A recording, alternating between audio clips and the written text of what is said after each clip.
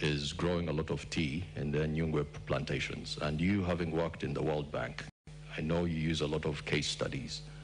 How would you use some of their examples with your experience to make the tea plantations better here? Are you aware the Rwanda copied our proposal, which was made by Uganda? This is why I want you to... So I'm trying to say that what Uganda is very good at writing proposals, but not good at implementing them. I am trying to tell you that this, what I'm raising, can be done. Tea can generate money, tea can generate jobs. Because I'm saying that when we, first of all, the tea farmers will get money. The processors will get money. The transporters will get money.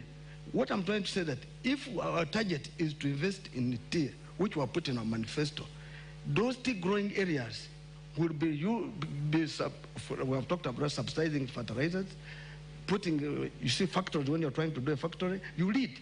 Because a person going to the bank to borrow money is more expensive. But the government can put a factory and hand it over and tell these people after a particular time, you will have paid the factory for and go away. Currently in our country, I will give an example. There's a gentleman who was involved in the tea industry. What he did, he even borrowed money from a money lender. You know Uganda now is being led by money lenders. What happened, the cost became high. It took my minutes. Please. Kindly, yeah. It took my minutes.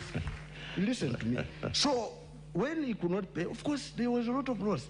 Our country has been done in such a way that cost of capital is too high. And because even the reason why cost of capital is high is because of government. The biggest borrower is government.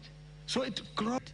And so when someone goes to the commercial bank to borrow, they will say no money, or they give you at an expense, maybe with more conditions.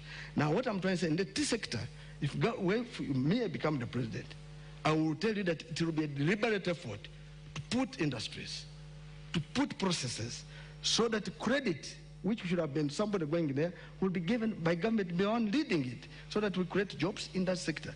Fertilizers will be given on subsidies.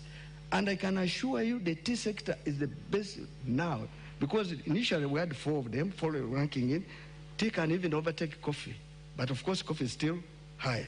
In the current situation now, it is coffee followed by tea. Now we're getting a lot of money from tea, but also the marketing process are being driven wrongly. Government should lead in this process. I can assure you, I believe tea will create jobs and will make our youth be employed. All right, thank you so much. Staying matters agriculture, our national anthem does pride in our agriculture backbone, good climate and fertile soils. Gregory Mugisha Muntu, many households are remaining in the subsistence economy right now as we speak, mostly in subsistence agriculture. You do have the standing current government prioritizing agro-industrialization, manufacturing with the incumbent, ensuring that there's a spread out of business and investment parks across the country. But there's also the element of tourism, construction, trade that are low-hanging fruits. Oil and gas, we've been promised that next year it should be bearing us some fruits. There's also works and transport. All these to acknowledge that there's a high failure rate of youth-owned businesses without systematic support in those particular sectors. How do you intend to actually ensure that there's policies, that there's public investment, that there's procurement that is geared towards ensuring that the young people's uptake into these sectors is one that will help them leapfrog from the statistics we know of?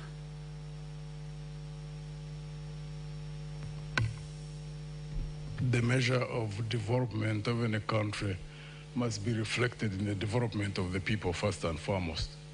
In Uganda, where 70% of the population is in agriculture, fisheries, and crop, as well as the dairy industry, you have to focus to lift those people from the levels at which they are. And one of the things which is absolutely sad right now is that there was a total breakdown of extension services.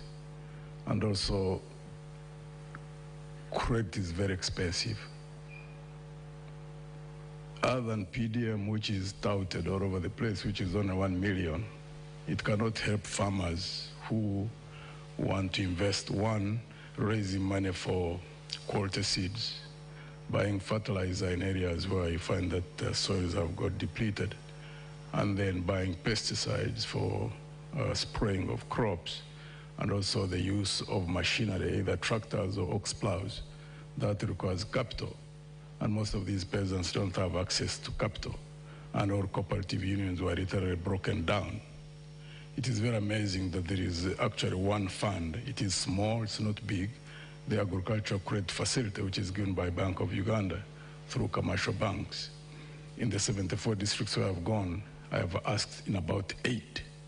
It's only in one district of Nwoya where only 2 people raised their hands who were aware of such existence of such a fund. Now you can imagine, this is an agricultural country. There is a regime which touts PDM, which is on 1 million. And yet the fund which could have helped those who are in agriculture would go into agro-processing. People are not aware of it at all. And it's at 12% per year.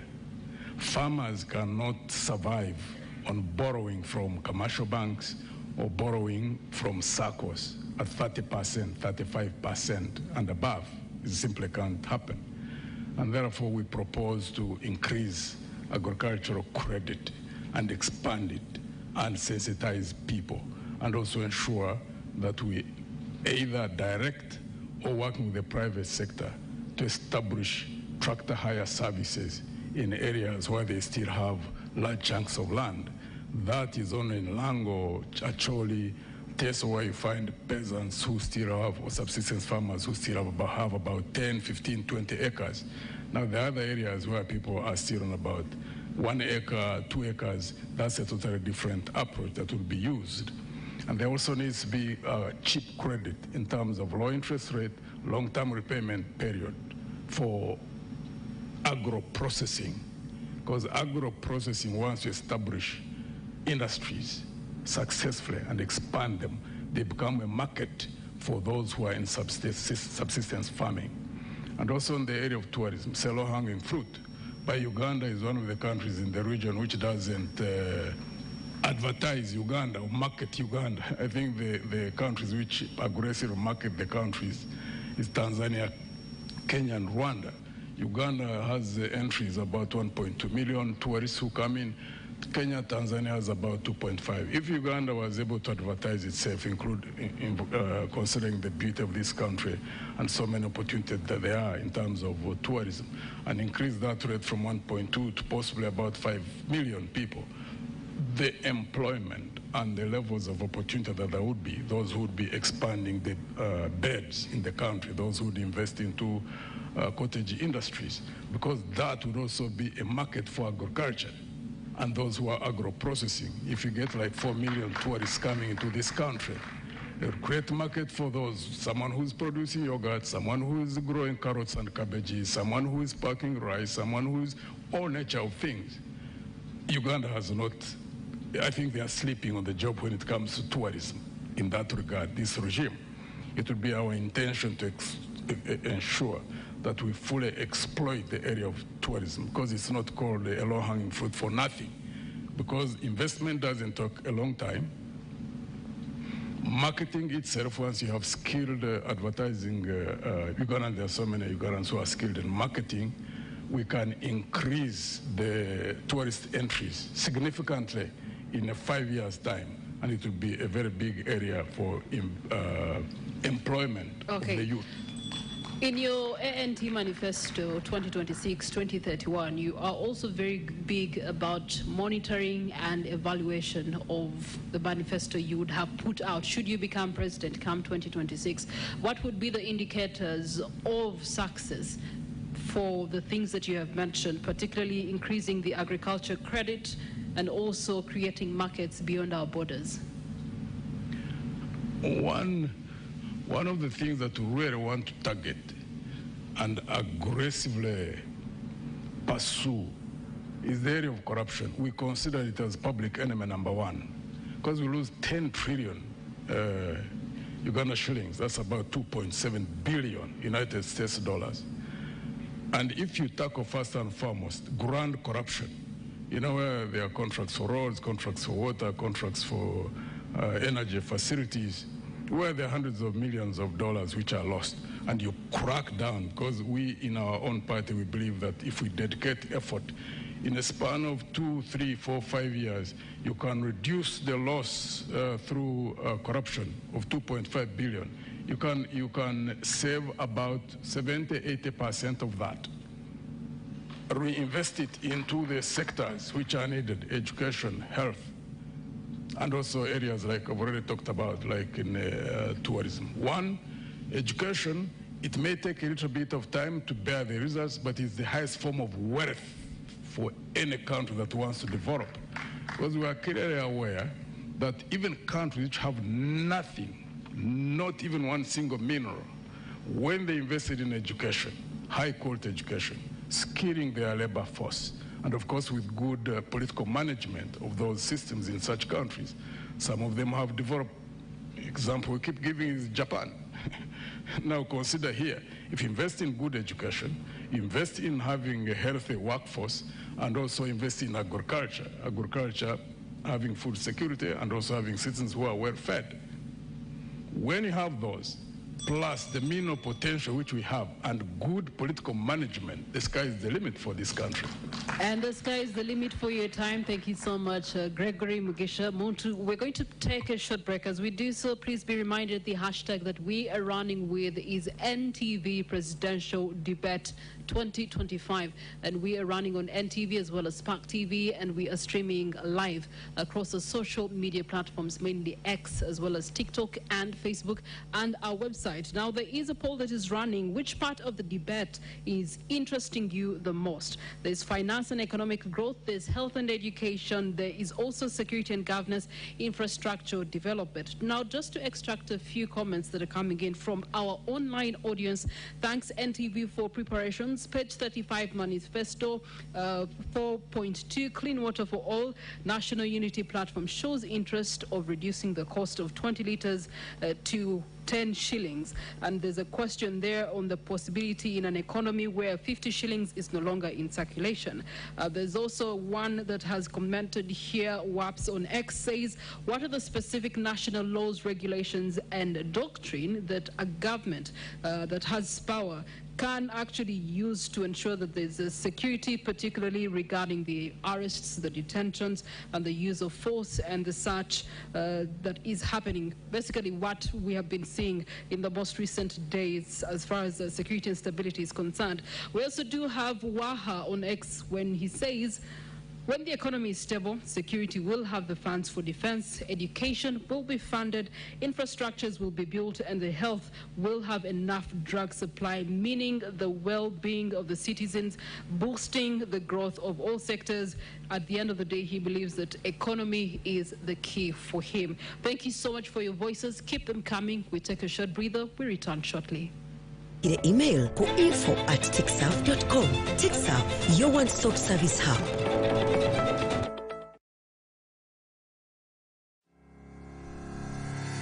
Olina obuweereza bwonna nga wandyagadde butuuke ku bakasitoma abo. Sisinkana TixSouth munywanyi wo mubuweereza. Ng'okozesa TixSouth osobola bulungi okutunda n'okutegeeza bakasitoma abo ku buweereza n'ebyamaguzi. Kati tweyungeko nga bw'olonda ku miwendo gyaffe egitakalubiriza egituukana ne bizinensi yo. Kati kola bu vidiyo obunyuma n'ebifaananyi ku mutindo ogw'ekika ekya waggulu bikuyamba okwongera okusikiriza bakasitoma abo. Weeyunge ku kibanja kya zi bizinensi ne bakasitoma nga bayungiddwa wamu ku TixSouth. Mwate obuwanguzi bw'oyita nabwo. Tolinda. Downloadinga kati app ya TixSouth oba otukyalire ku mutimbagano gwa tixsouth.com otandike awamu katukulaakulanya bizinensi yo. TixSouth y'enkola yokka mwe tutumbulira obuwanguzi. Okumanya ebisingawo tukyalire ku mitimbagano gyaffe omuli #TixSouth, #MarketYourBusiness. Ku TikTok tuliko nga TixSouth, YouTube channel TixSouth, Facebook TixSouth, ate Telegram TixSouth, oba otusindikire email ku info@tixsouth.com. TixSouth, your one-stop service hub.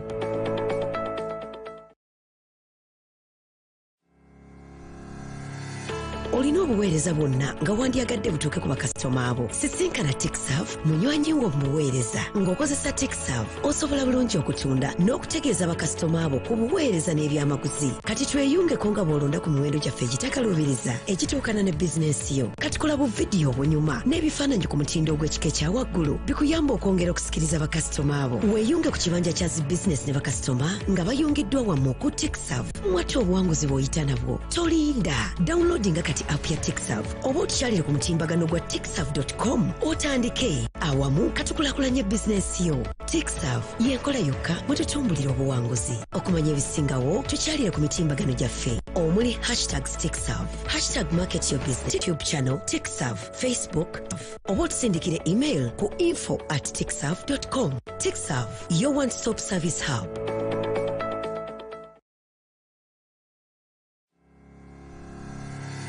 Olina obuweereza bwonna nga wandyagadde butuuke ku bakasitoma abo. Sisinkana TechServe munywanyi wo mubuweereza. Ng'okozesa TechServe osobola bulungi okutunda n'okutegeeza bakasitoma abo ku buweereza n'ebyamaguzi. Kati tweyungeko nga bw'olonda ku miwendo gyaffe egitakalubiriza egituukana ne bizinensi yo. Kati kola bu vidiyo obunyuma n'ebifaananyi ku mutindo ogw'ekika ekya waggulu bikuyamba okwongera okusikiriza bakasitoma abo. Weeyunge ku kibanja kya zi bizinesi ne bakasitoma nga bayungiddwa wamu ku TechServe. Mwate obuwanguzi bw'oyita nabwo. Tolinda. Downloadinga kati app ya TechServe oba otukyalire ku mutimbagano gwa techserve.com otandike. Awamu katukulaakulanya bizinensi yo. TechServe y'enkola yokka mwe tutumbulira obuwanguzi. Okumanya ebisingawo tukyalire ku mitimbagano gyaffe omuli #TechServe, #MarketYourBusiness. Ku TikTok tuliko nga TechServe, YouTube channel TechServe, Facebook TechServe ate Telegram TechServe oba otusindikire email ku info@techserve.com. TechServe, your one-stop service hub.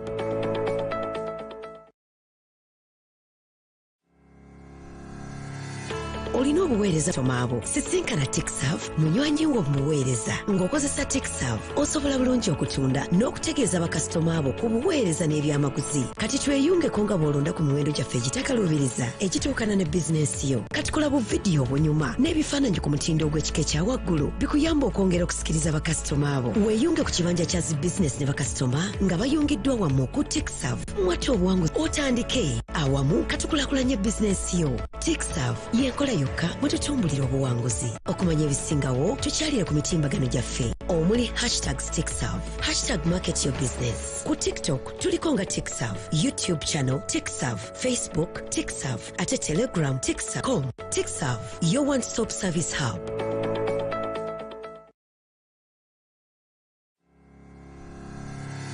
Olina obuweereza bwonna nga wandyagadde butuuke ku bakasitoma abo. Sisinkana TechServe munywanyi wo mubuweereza. Ng'okozesa TechServe osobola bulungi okutunda n'okutegeeza bakasitoma abo ku buweereza n'ebyamaguzi. Kati tweyungeko nga bw'olonda ku miwendo gyaffe egitakalubiriza egituukana ne bizinensi yo. Kati kola bu vidiyo obunyuma n'ebifaananyi ku mutindo ogw'ekika ekya waggulu bikuyamba okwongera okusikiriza bakasitoma abo. Weeyunge ku kibanja kya zi bizinesi ne bakasitoma nga bayungiddwa wamu ku TechServe. Mwate obuwanguzi bw'oyita nabwo. Tolinda. Downloadinga kati app ya TechServe oba otukyalire ku mutimbagano gwa techserve.com otandike. Awamu katukulaakulanya bizinensi yo. TechServe y'enkola yokka mwe tutumbulira obuwanguzi. Okumanya ebisingawo tukyalire ku mitimbagano gyaffe omuli #TechServe, #MarketYourBusiness. Ku TikTok tuliko nga TechServe, YouTube channel TechServe, Facebook TechServe ate Telegram TechServe oba otusindikire email ku info@techserve.com. TechServe, your one-stop service hub.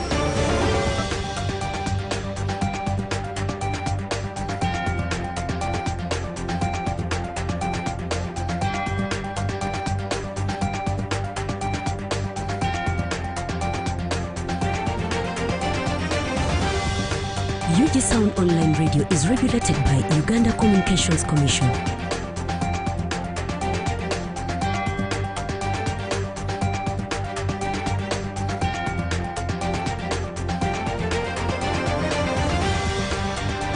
This is UGSOUND, the hottest internet radio. Yomujja yogirako.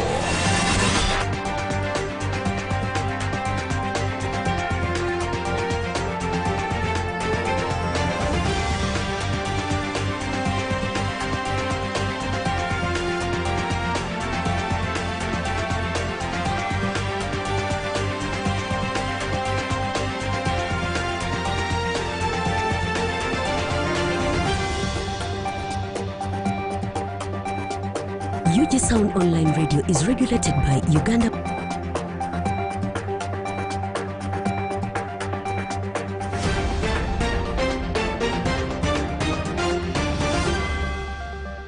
Communications Commission.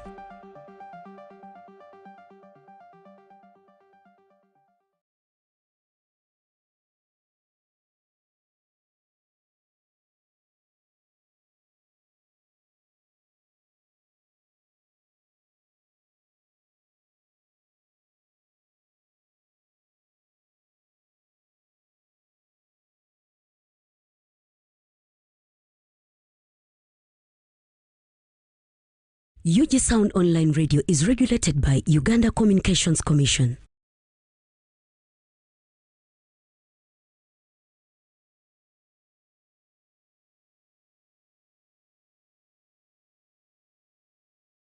UGSOUND online radio is regulated by Uganda Communications Commission. UGSOUND online radio is regulated by Uganda Communications Commission. This is UGSOUND, the hottest internet radio. Buli omu gy'ayogerako.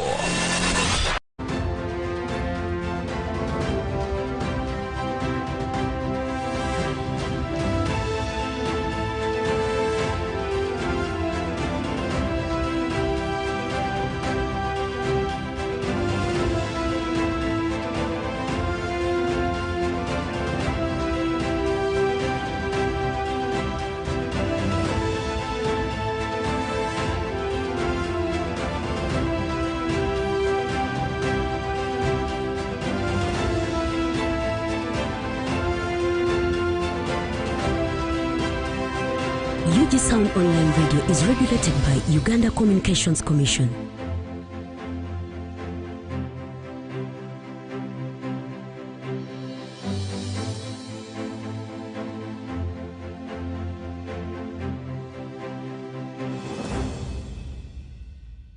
UGSOUND online radio is regulated by Uganda Communications Commission.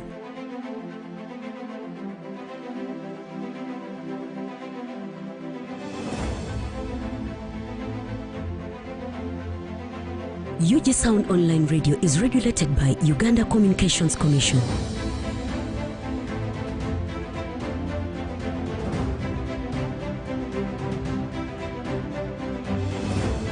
This is UGSOUND, the hottest internet radio. Buli omu gy'ayogerako.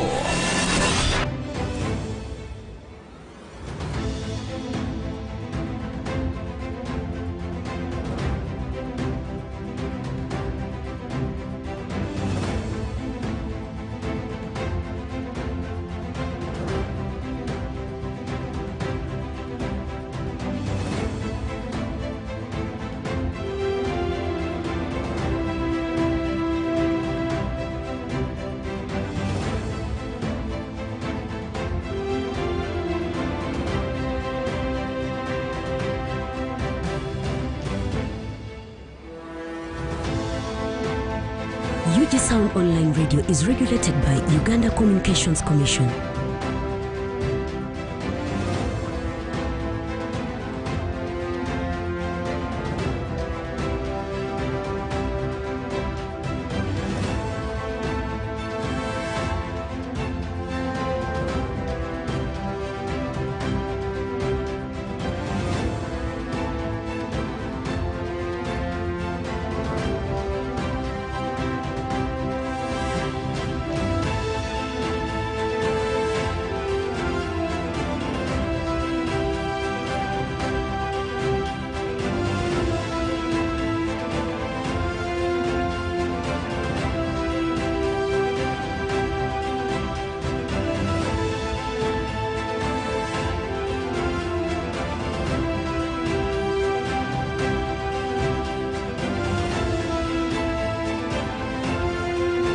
UGSOUND online radio is regulated by Uganda Communications Commission.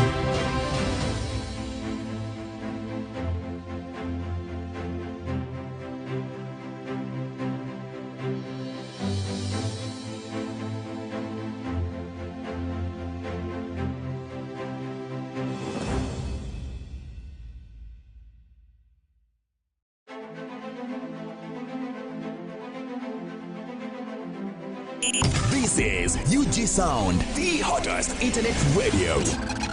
Buli omujja ayogerako.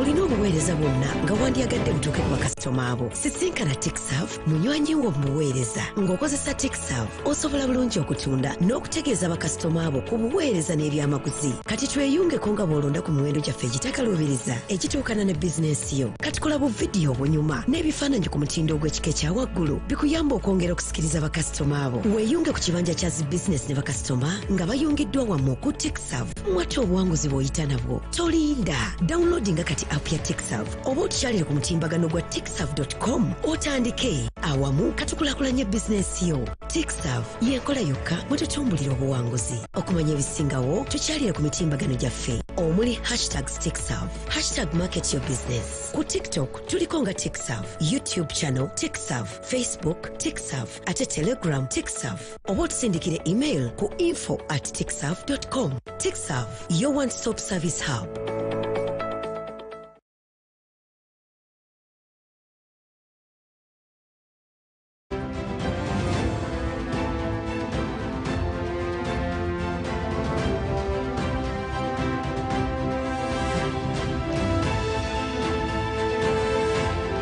This is UGSOUND, the hottest internet radio.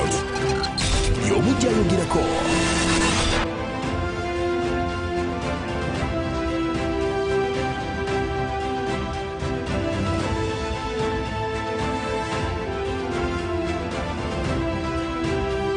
UGSound Online Radio is regulated by Uganda Communications Commission.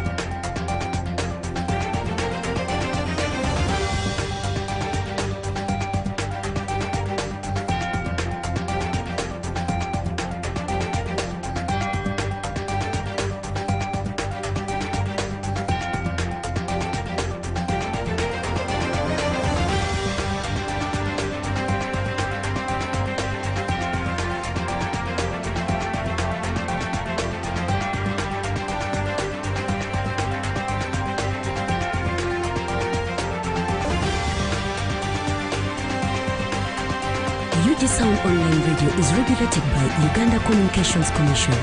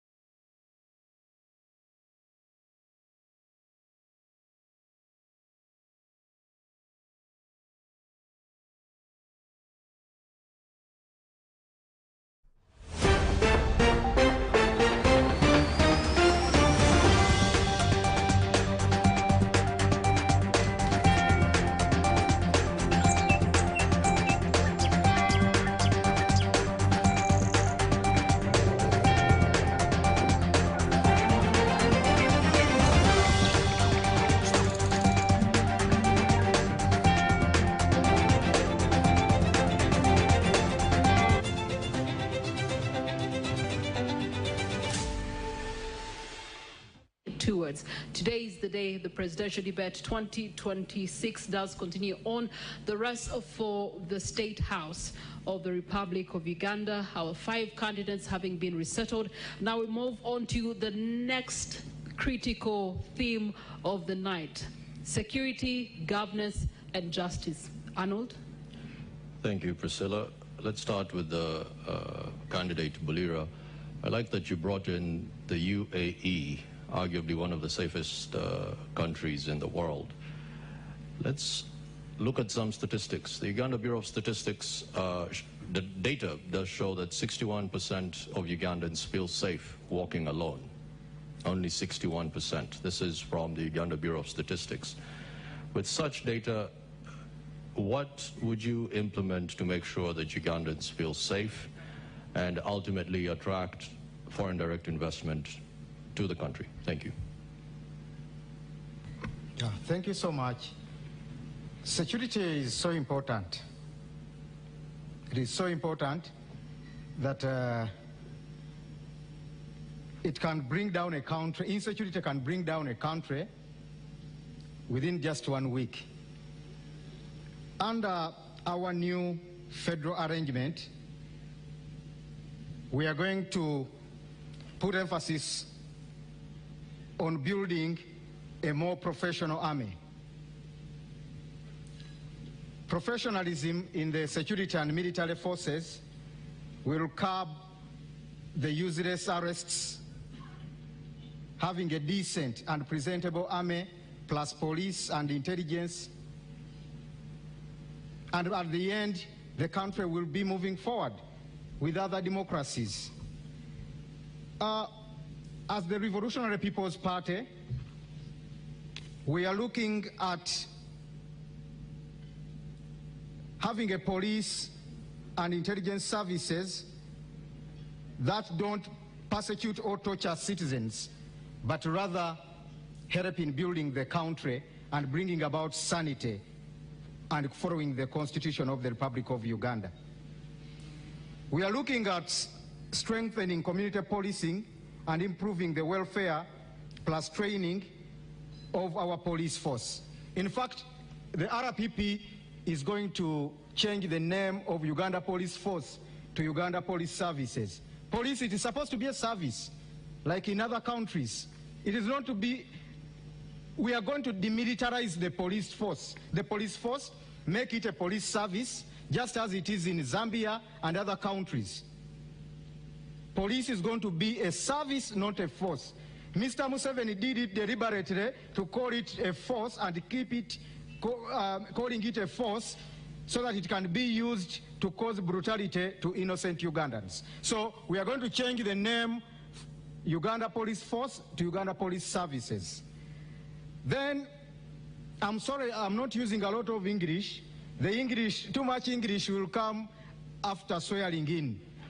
Right now, I know the people we are communicating with. The Wananchi, I want to speak and so that with the Wananchi, I'm going to lead well, understand what I'm saying and what their country should be in the next 5 years. So I'm limiting the too much English. It won't help us. Right now we want to remove Mr. Museveni, bring back sanity in Uganda. The rest will come. So the Revolutionary People's Party is looking at having a force that will be focusing on internal security mostly. We shall not deploy our military forces out of Uganda on useless battles. Our sons and daughters have died in Somalia, South Sudan, in useless battles. Yet they are supposed to protect Ugandans. Just as you've said, Mr. Segawa, people are not safe. Mr. Museveni went to the bush to bring about sanity and safety in this country. But people are not safe. There is no safety at all.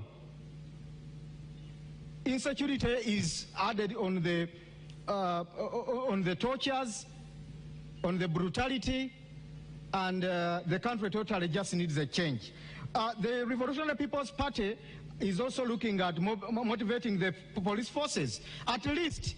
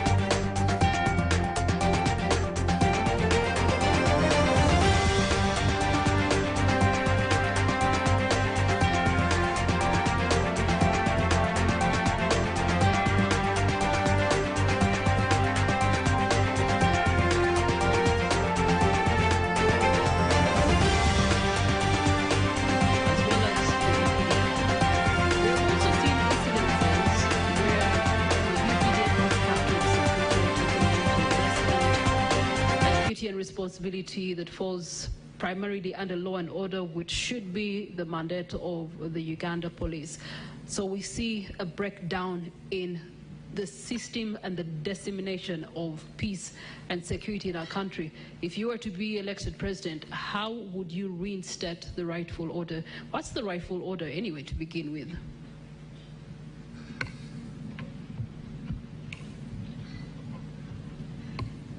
You cannot effectively deal with the security problems of the country unless you deal with the political question first.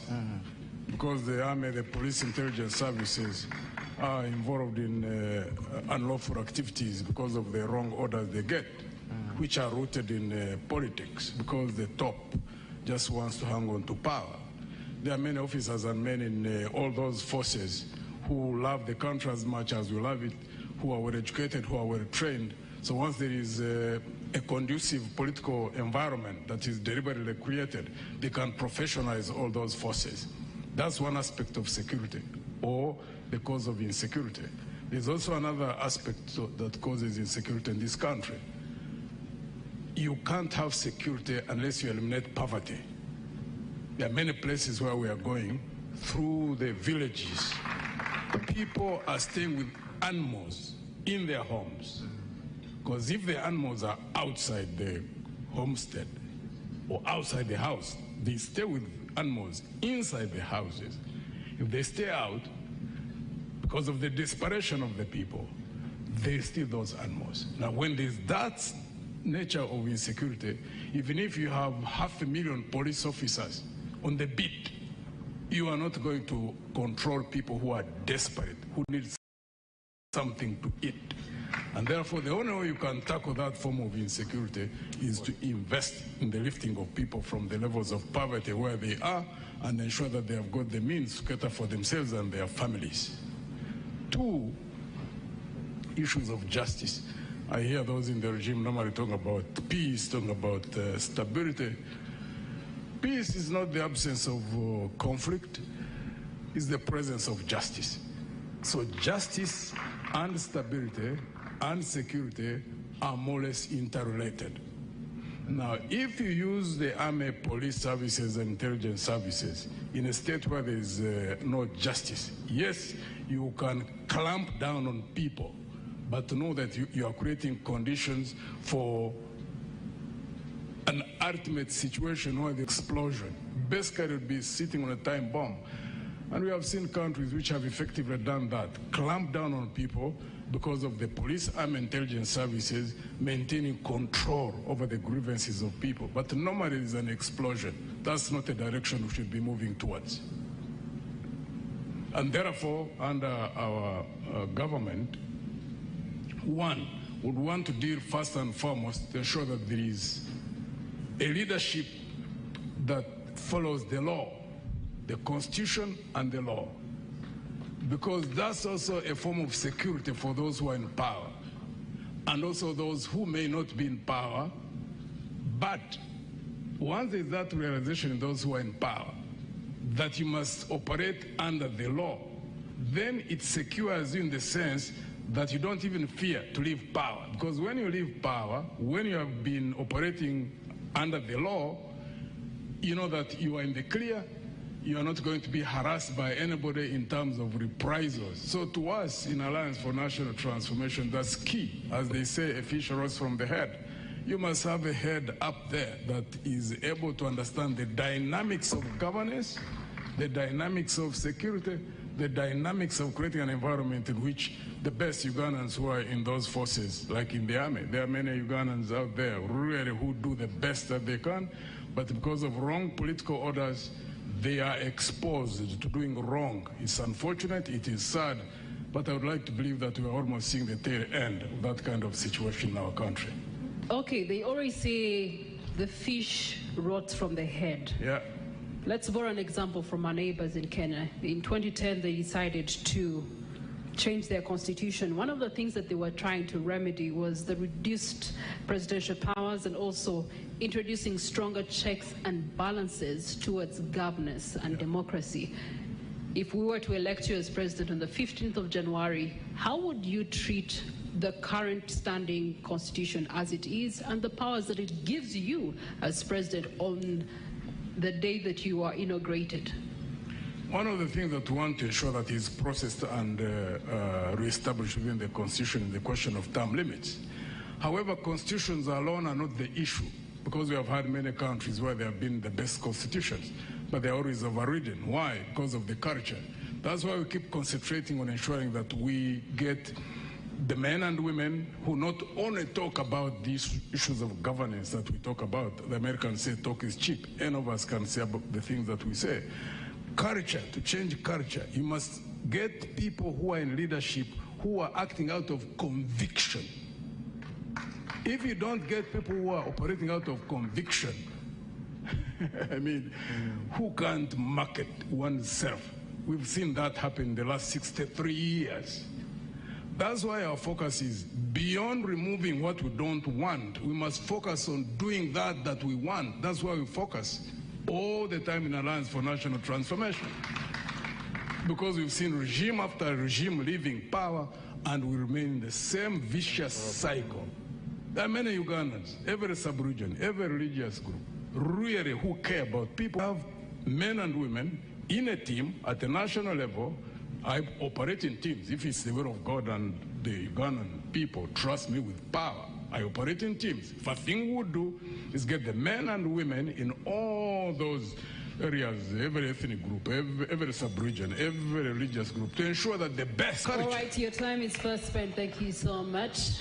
Thank you. Honorable Mgulonyi, you've heard, I want to question, yes or no? Then I'll ask you my next question. You've heard retired General Muntu say he works in teams. If you were inaugurated on the day, would you? Yes. Okay. My question is, given that 14 to 17 Ugandans still pay bribes over 80, tell me, what do you see yourself doing to change our corruption perception index, where we sit at 35? I mean, do show that 14% to 17% of Ugandans pay bribes, and 88% of those see corruption as a concern in the country perception index, which is terrible. Thank you very much. You see, before we find a solution, it's very important for us to analyze the problem. I think it all begins and ends with leadership, and Mildred mentioned it a few moments ago, that the fish rots right from the head. It all goes back to governance. It all goes back to the political will to fight freedom. As we stand right now, the Inspector General of Government, the IGG, Muliagonja, mentioned some time ago that the big fish in corruption are always pursued and they hide behind the president. We are in a country where the head of state is the chief priest of corruption. You have seen scandal after scandal, and all the culprits of corruption are protected by the head of state. You saw Anita Among, the current Speaker of Parliament, sanctioned internationally because of corruption, by being protected by the head of state. Just a few days ago, a person that the court actually said had a case to answer on corruption, a minister called Lugorobi, he was cleared. Meanwhile, on the same day, other people were being arrested. There was allegations around Parliament, allegations of corruption, and the leader of opposition, who happens to be in presence today, wrote to the IGG to investigate those cases, and the IGG went mute. You have seen scandal after scandal in Parliament, 40 million bribe, 50 million bribe, certified money to be used by General Museveni, etc., etc. We have demonstrated our stand on corruption with the little power that we have, and we indeed continue to commit to Ugandans that as president, I will lead by example. When the president fights corruption, when the president observes zero tolerance to corruption. It goes down to the ministers, goes down to the permanent secretaries, and all the way down to all government officials. Our commitment will be zero tolerance to corruption. We've demonstrated that, and we will ensure that anybody that puts their hand in public money, the hand will not come out there, but the neck will go there as well. Thank you. All right, thank you so much, Robert Chagulanyi. Nandala Mafabi, if you were to become president, how will you change what Mugisha Moto referred to as the culture? So there's the command culture that we're seeing right now. There's the oversight of security forces.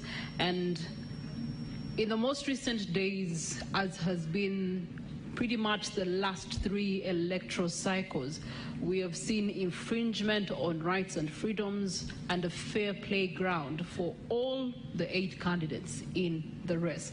Right now, you were 8. You've been able to see what has happened to Mwami neighbor, Robert Chagulanyi Sentamu there, as he was traversing areas of Mukono, Kayunga, the tear gas, and some people, as we speak, are not here with us today simply because of that. If there were some people in your government that were not happy with how you were doing things, how would you deal with them? First, to begin with, security is a cost. Currently, the budget of the current government, security is 9.7 trillion. 9.7 trillion. Instead of creating jobs or investing money in what? Security. And purposely to protect an individual. If you went now on the street, the insecurity you'll get there is not of a gun. You'll get an insecurity of somebody wanting to find something to eat. And that's why we're saying, first and foremost, you look at 3 things: the poverty, the inequality, and injustice. If people have what to eat, they will not be on the street. There will be less cost in the security to police them. If there are inequalities, people will want to have equality. And as a government, you should ensure there is quality. Even our constitution is very clear. The country must be developed equally, where those who are less developed are given a special consideration. And this also brings a problem. Injustice. You treat others differently. Others who don't obey the law is very dangerous. So what will happen? A good government should follow the rule of the law. And the rule of the law means everybody is equal before the what? The law. Currently, let me go ahead a bit, then I come back to the security. Currently, we are getting political judgments, not getting judgments following real justice. And the first place where people should be dealt with is judiciary. Now, in Uganda, the head of state is the same as the head of government. And you know, government is the one which consists of the executive, the legislature, and the judiciary. Now, he's the head of state, he's the head of government. He interferes in all this. And the first thing to deal with is to reduce the powers of a president. So that's the first thing to deal with. And another thing which for us we're looking at is to restore even term limits and the age limit. Now, what will happen now? If you are not agreeing with somebody, you have no pass as head of state to be able to determine the case. There should be processes to determine. And the judiciary should be the one which works. The parliament should be the one which also works. And of course, the executive controls the police should be the one which works. I believe if police was a real police force, which is supposed to protect the citizens of Uganda, to maintain law and order, it wouldn't be the one to fight the citizens. And that's what we're saying. The police should be a professional police. That applies to the army. The army should be the army which is a professional army, not an army which comes to terrorize citizens. Okay, allow me to interrupt. On that note, there's already a backlog in our prisons right now. 89% of citizens are aware of their right to seek justice, but only 17% are able to claim this justice and claim it in time, with only 15% knowing about the free legal aid in their sub-county levels. What are the top 3 justice sector reforms you would actually prioritize in order to deal with the backlog, especially for political prisoners, and disposal of targets, ensuring that there's fairness and justice is delivered in real time? Yeah, that's what we're talking about, judiciary. You know, the judiciary does not function. If it is functioning, there are cases in those courts which are more than 20 years old, not decided. Now, those are both commercial cases and political cases. Now, political cases are basically for purpose of making a sitting government to infringe on the rights of individuals.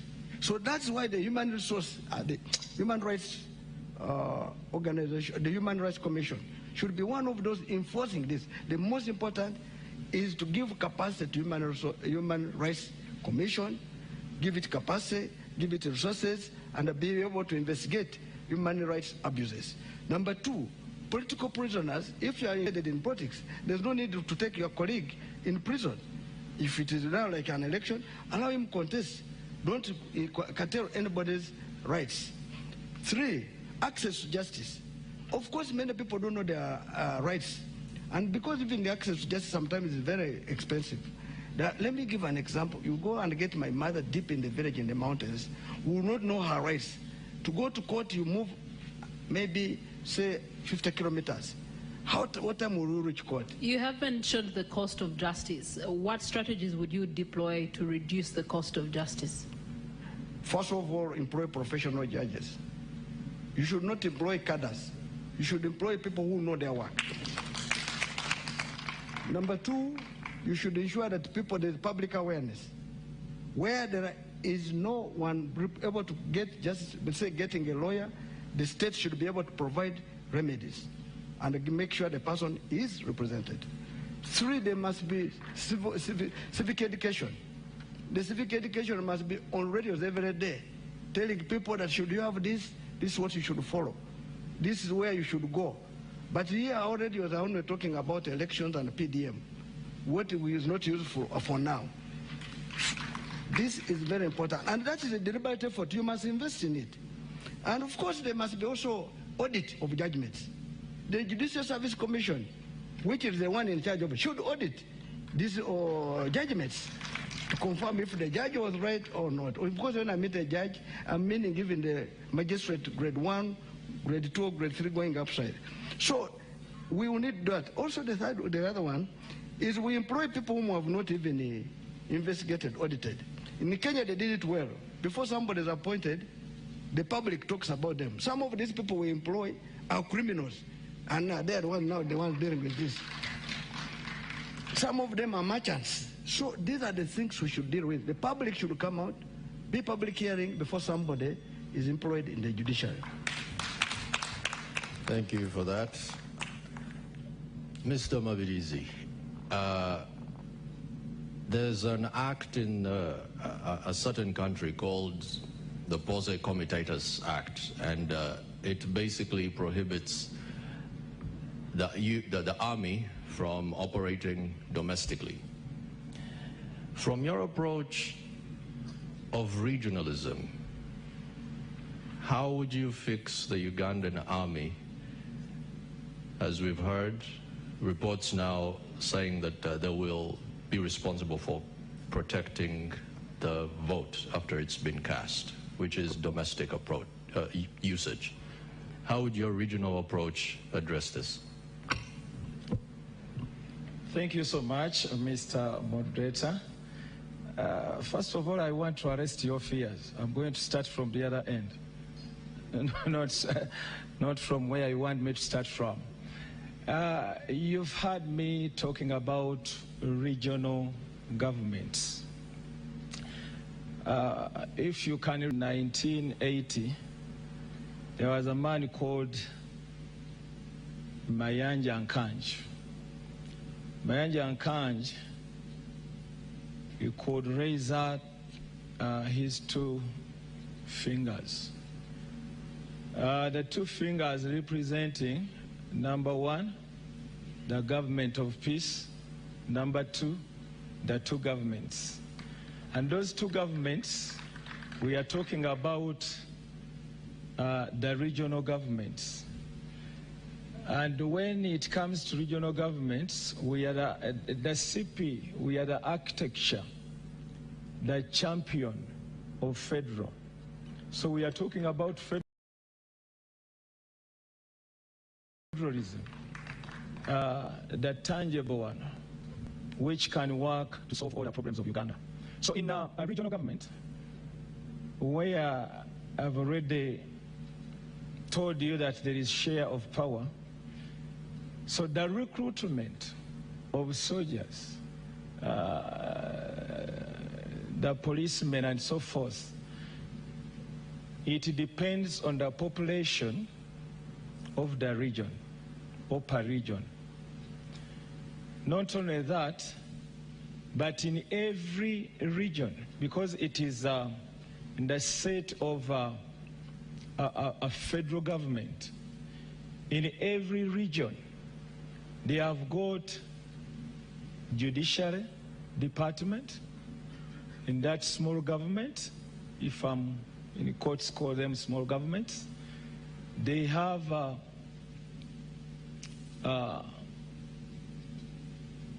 department which concerns with security. They have people who are responsible.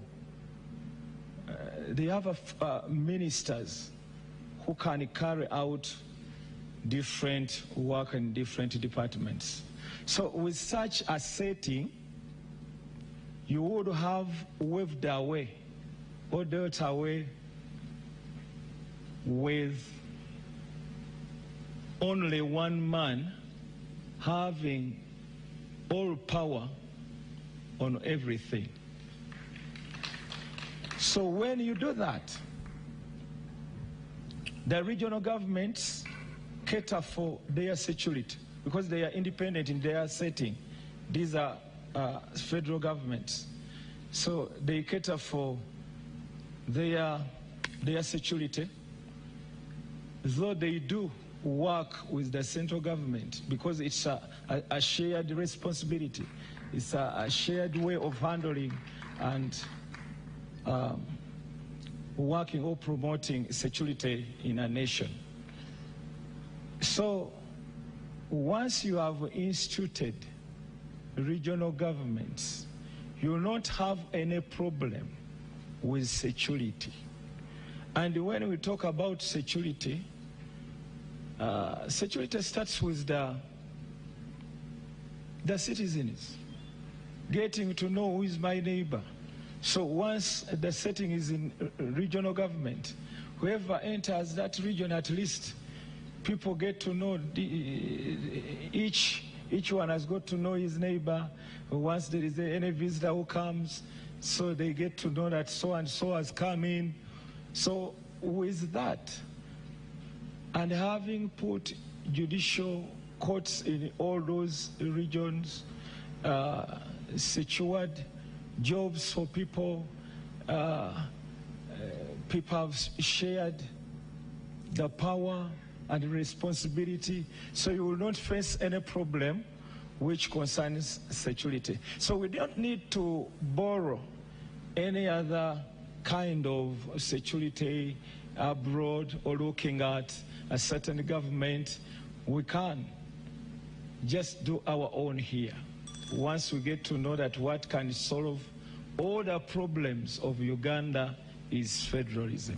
Without that, leaving power in only one man's hand, nothing can change.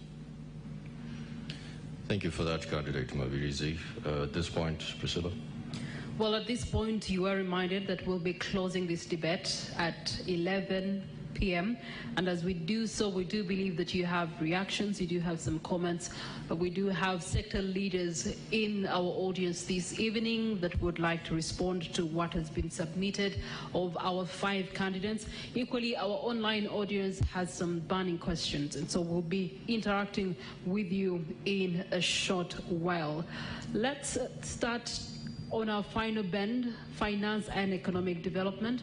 And I'm going to start with the man who has told us that on the race to 2026, he intends to put money in what? In our pockets. Hey. Okay, fixing the economy is just one element, but one who's a financial advisory. What does Uganda need to fix the economy, with or without you as president? Nandala Mafabi. I think you're aware. Let me start from 1986. In 1986, our budget was 777 billion, before removing the 2 zeros, 86, 87. And that budget was able to do a lot of work. You know, they did what they could. Even university students would study for free. Somebody would say it was only one university. Currently, if you remove 2 zeros, you get 7.7 billion. Right now, our budget is 72.3 trillion. That means it has gone more than 10,000 times. But what have we got? So all along this time, what has happened is what? One, wastage. We're talking about corruption. Is one of our main problems in this country. Every year they steal over 10 trillion shillings. Now when they are stealing that money, first it increases the demand on taxes. So that's why people have to pay taxes to cater for theft. In our economy, we have money in houses. It is counted in circulation, but it is not houses. But let me focus on the one of this current one. Now 72.3 trillion, yet we are estimating to collect 72.3 trillion, yet we're going to collect 37.2 trillion. It means already we have a deficit financing of 35.1 trillion. What does that mean? It means we're going to borrow. Now, that's what we go. They'll go to commercial banks. I'm sure they're going also to go to money lenders like our local people are doing. But that already is a demand on cash in banks. Now, when the banks will be preferable to lend money to government than the private sector. So if the private sector does not borrow money for investment so that it can be able to generate jobs, because if I went to the bank, I want to borrow money to put up a maize mill, but because of the cost of the money, I will not go there. Eventually, that means that investment will not happen. Now, jobs will not be there because the current government will be the one going to the commercial bank to borrow. That's what we're calling crowding credit, which is meant for the private sector. 2, if people don't have jobs, there will be no power to consume. Because if I've got a job, I'll have money to buy goods and services. And when I buy goods and services, that's when I will also be paying good taxes on consumption taxes. But since I don't have capacity, I will be remaining a beggar. Speaking of taxes, I Naloga Priscilla Regina, I am constantly paying taxes. There's more taxes that are slapped on me ever so often. In short, what I'm trying to say is that the tax base remains the same. How do we expand the tax base? I think if you had listened to me, you would have got how you expand. Because I've said, if you have overcrowded, you have crowded the credit for the private sector, there's no investment. If there's no investment, there's no employment. Anybody who is employed pays taxes by either consuming goods and services, if it's not at the pay as you earn level, but at a certain level, you'll pay as you earn, which is a direct tax. Now, how do we do this? First, we must release credit so that the private sector is able to access credit at a lower interest rate, so that it's able to invest and get a return. Currently, the country Uganda we're living in, everybody now, if I'm not mistaken, every village you go now, there are money lenders who are lending our local people maybe 100,000, but they're charging 50% for only 1 month. Already those are the ones depriving those people to remain in poverty on a daily basis. Now, how do we go about it? We must expand the tax base. We shall expand the tax base if the government reduces its appetite for money which they are wasting. Cut corruption. Cut, you see the first, 9.9 trillion. If this money you invested it in productive sector, like agriculture, it will generate more money because that will create jobs.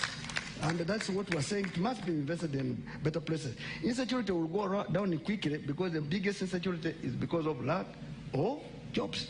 3, currently, 14 people are the one maintaining 86 people.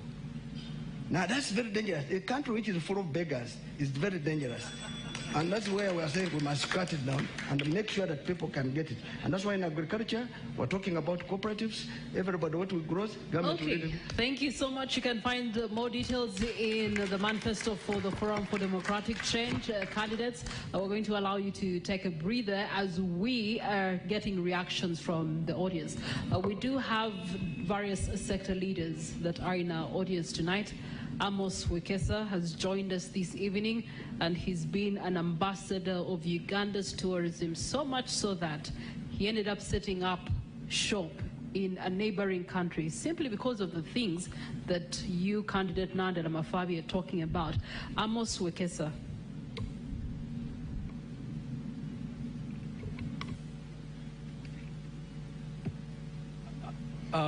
Good evening. I'm not a politician, so I don't know protocol very well. It's been thank you so much, Ntv, for inviting me this evening. And thank you, presidential candidates, for very good insights that we've listened to this evening. Of course, I will be a little bit biased that Mr. Honorable Munti did a fantastic job in dissecting tourism. I was actually shocked that you related it to everything else, to security, to the market. Yeah, if 4 million tourists arrive Uganda, each of them will eat 2 eggs a day, and they spend an average of 8 days in the country. You just do the mathematics. An omelette, they will be willing to pay $10 for an omelette. You know, you just grow the economy instantly. I also say, when Honorable Chagulanyi, you had a very fantastic write-up in the manifesto about tourism. I was actually very impressed. I think my only concern is that it's not being sold well. I think we need to sell that dream. Yeah, it needs to be sold a little bit more. I also want to say that tourism, the reason why they say tourism is Uganda's lowest hanging fruit is because of the potential we have. The great weather, the mountains, the lakes, the rivers, the people, the culture. It's just so low. And then tourism this year earned the whole world about $10 trillion. But if you just remove the $10 trillion and put on the side and go just for sports tourism is one of the fastest growing sectors. And Ugandans are extremely very talented. It's just that a lot of them don't have the opportunity. This year, sports tourism earned $800 billion across the world. By 2032, it will be earning $2.2 trillion just by doing sports. Amos Wekesa, in the words of the incumbent, therefore, one of our biggest challenges as a country is that Uganda is not a brand. Every Ugandan must talk about this brand called Uganda. We're going to put the shelves out there. I would like to hear from the candidates what type of brand Uganda will be, because right now it's a brand which is partly majorly not known. If it's known, it's not known for the good things. What kind of positive brand can you guys put on the shelves in the world? All right. Thank you so much, Amos Wekesa. We also do have Yvonne Mpambara that is on the floor this evening, and she too has reactions. Yvonne?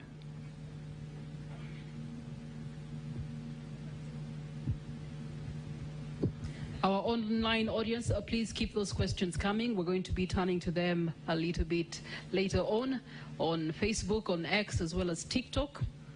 We're also streaming live on our websites, Ntv Uganda, as well as Daily Monitor. Yvonne? Thank you so much for the opportunity. I'm glad that Ntv has put a very spirited fight for us to be able to be at this debate. It's very unfortunate that we have 3 candidates that have shied away or cowered away. That's what I would call it. because it's very key for majority of our presidential candidates to come here and put a spirited fight in terms of what they feel is the vision for Uganda. So I appreciate the candidates that have made that deliberate choice to be here, and Uganda does not take it for granted. So we see you. Thank you. It's becoming very, I would call it problematic from the kind of generations we come from, that, you know, the voter apathy in Uganda has gone high because Ugandans no longer believe in the systems. Not even elections. They don't believe in elections anymore. I feel that is one of the biggest problems, because we are going to sit on these platforms and talk and give the visions. Alternatively, majority of you have very good visions for this country, but we don't want to lie that Ugandans might not be listening because they've given up. What is the vision to make Ugandans believe again?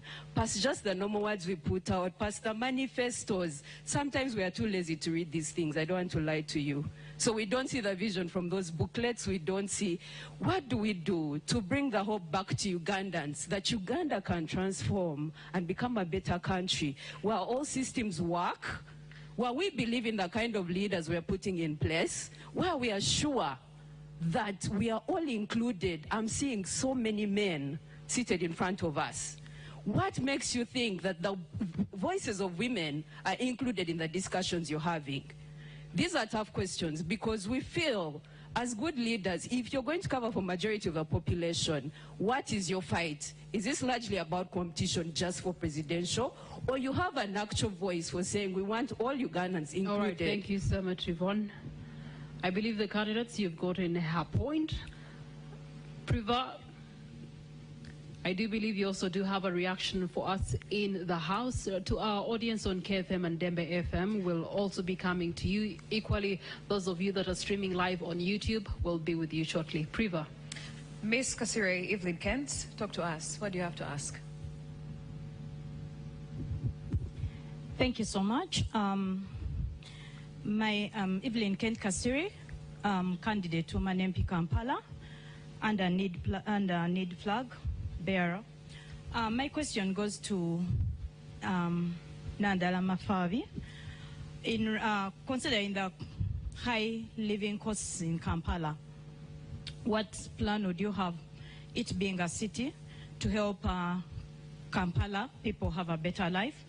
And the second question is, at what point in time did you make up your mind to use money in your pocket as your slogan, considering we had presidential candidate, a need presidential candidate, Joseph Kavleta, who has been using the same slogan since the 2020 elections, and assuming he had been nominated, would the two of you still have carried the same slogan? Thank you.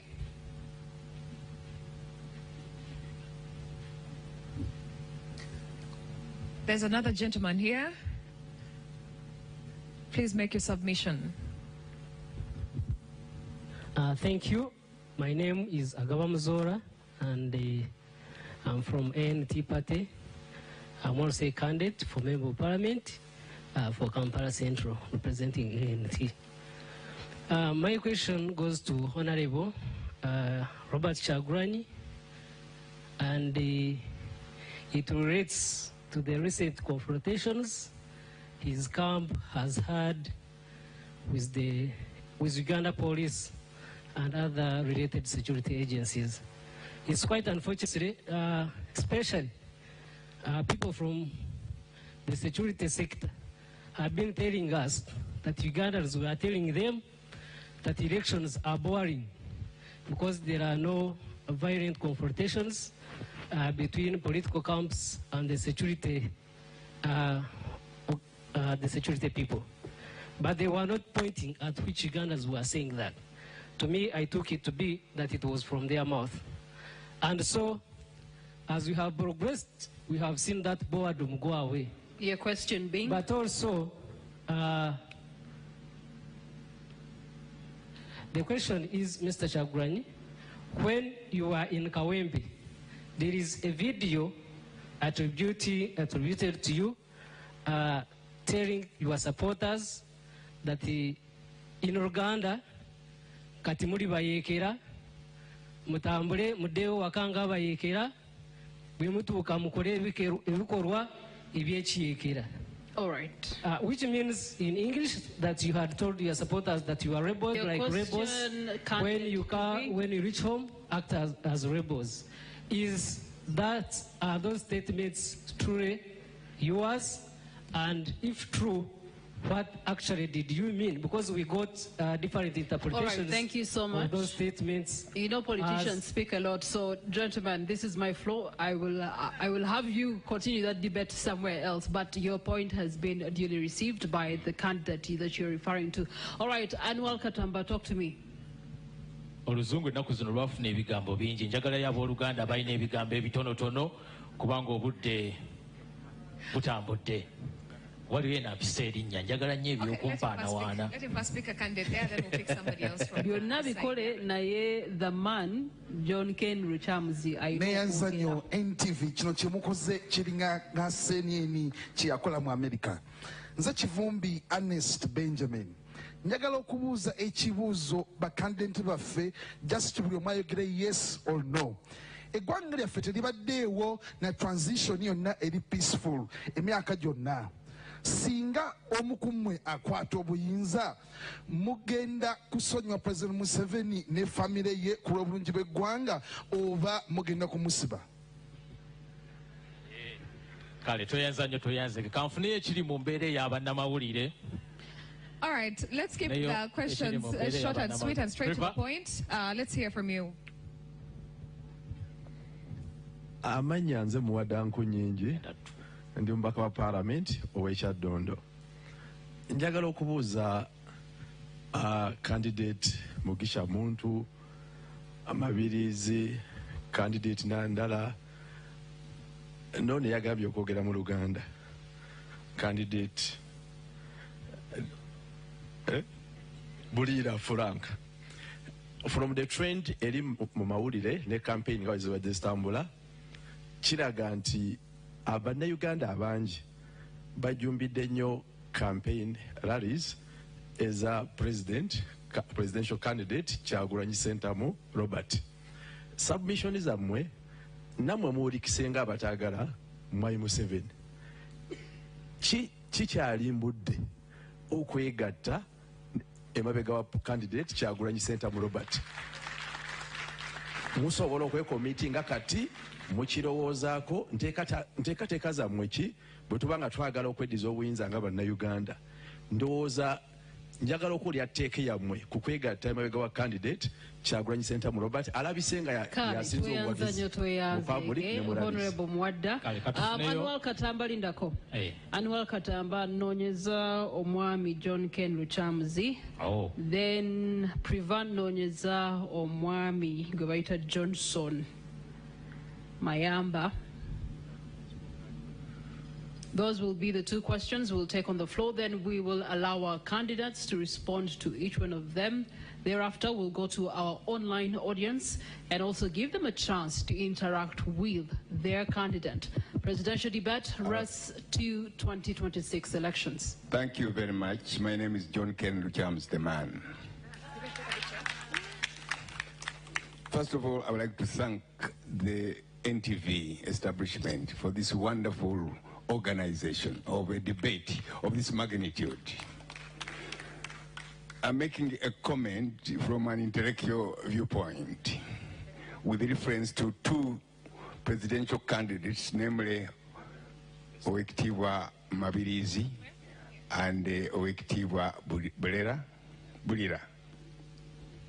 You have made a significant point with reference to your comments on federalism. One of the reasons why Uganda should go in for federal system of government is related to the gross mismanagement of Uganda today. Government is in shambles. If we don't pray very hard, even a military takeover could come in. So when the regions share powers. Honorable ekibuuzo kye kiriwa. No, I'm making a comment. No, oh, you're making a comment? Yes. Okay. When the regions share security powers with the center, and well knowing that Article 1 of the Constitution says power belongs to the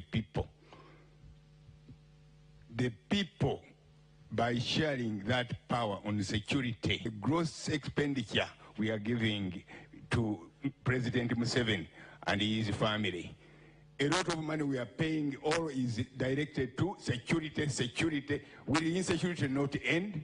Shall we keep on being... Thank you so much, Honorable.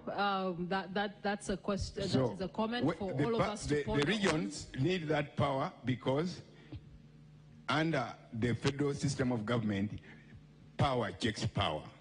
Power from the region checks the State House, for example. But the district has no capacity to check State House on corruption. I hope you understand. Thank you, Honorable. Thank you so much. Let's listen from Johnson. Thank you so much. My name is Johnson Mayamba. I am a journalist. He said democracy dies in darkness. We have covered this presidential campaign. We are covering the trail. We are covering the debate. And on a daily, a journalist is hurt. In all your manifestos, we've not had ourselves in them. What are your plans for the fourth estate? Thank you. All right. Many questions, 5 of you. I will start with Gregory Mugisha-Muntu. Responses to the House. To all the questions? Yes, please, to the ones that were directed to you and you feel you owe them an answer. Okay. Thank you.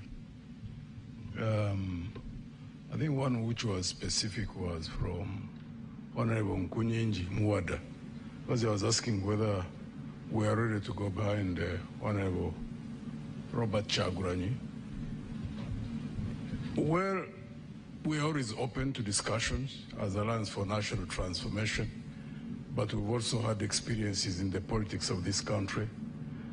It depends on the basis on which one would make the conclusions that the country has made a decision.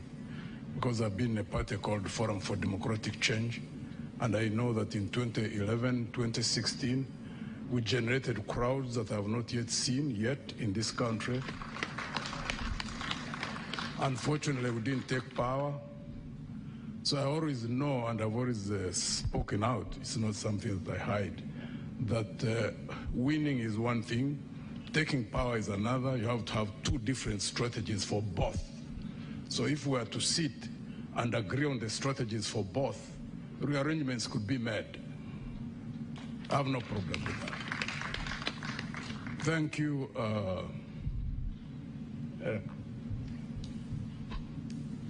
I think Yvonne talked about the raising of hope.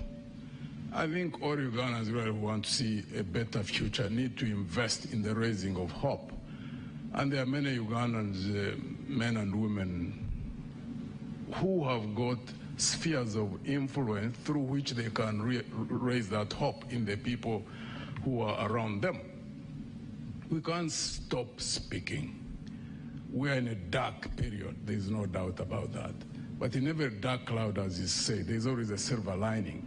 So every Ugandan who recognizes that anything that loses hope starts dying must participate in that. You can't just leave it on the candidates. We must keep on resustaining the hope within our people, because if there is absolute loss of hope, like I noticed when you go up country, then the future will really be very, very bleak.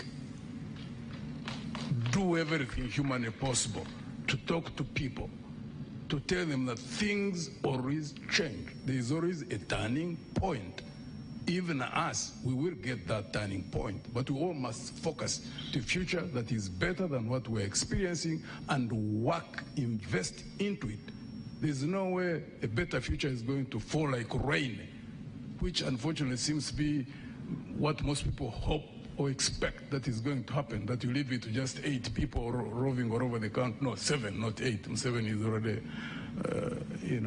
a different category. Is the one who want to throw out of power. So the 7 of us, you can't say we are the one. We can't be the only ones who raise hope.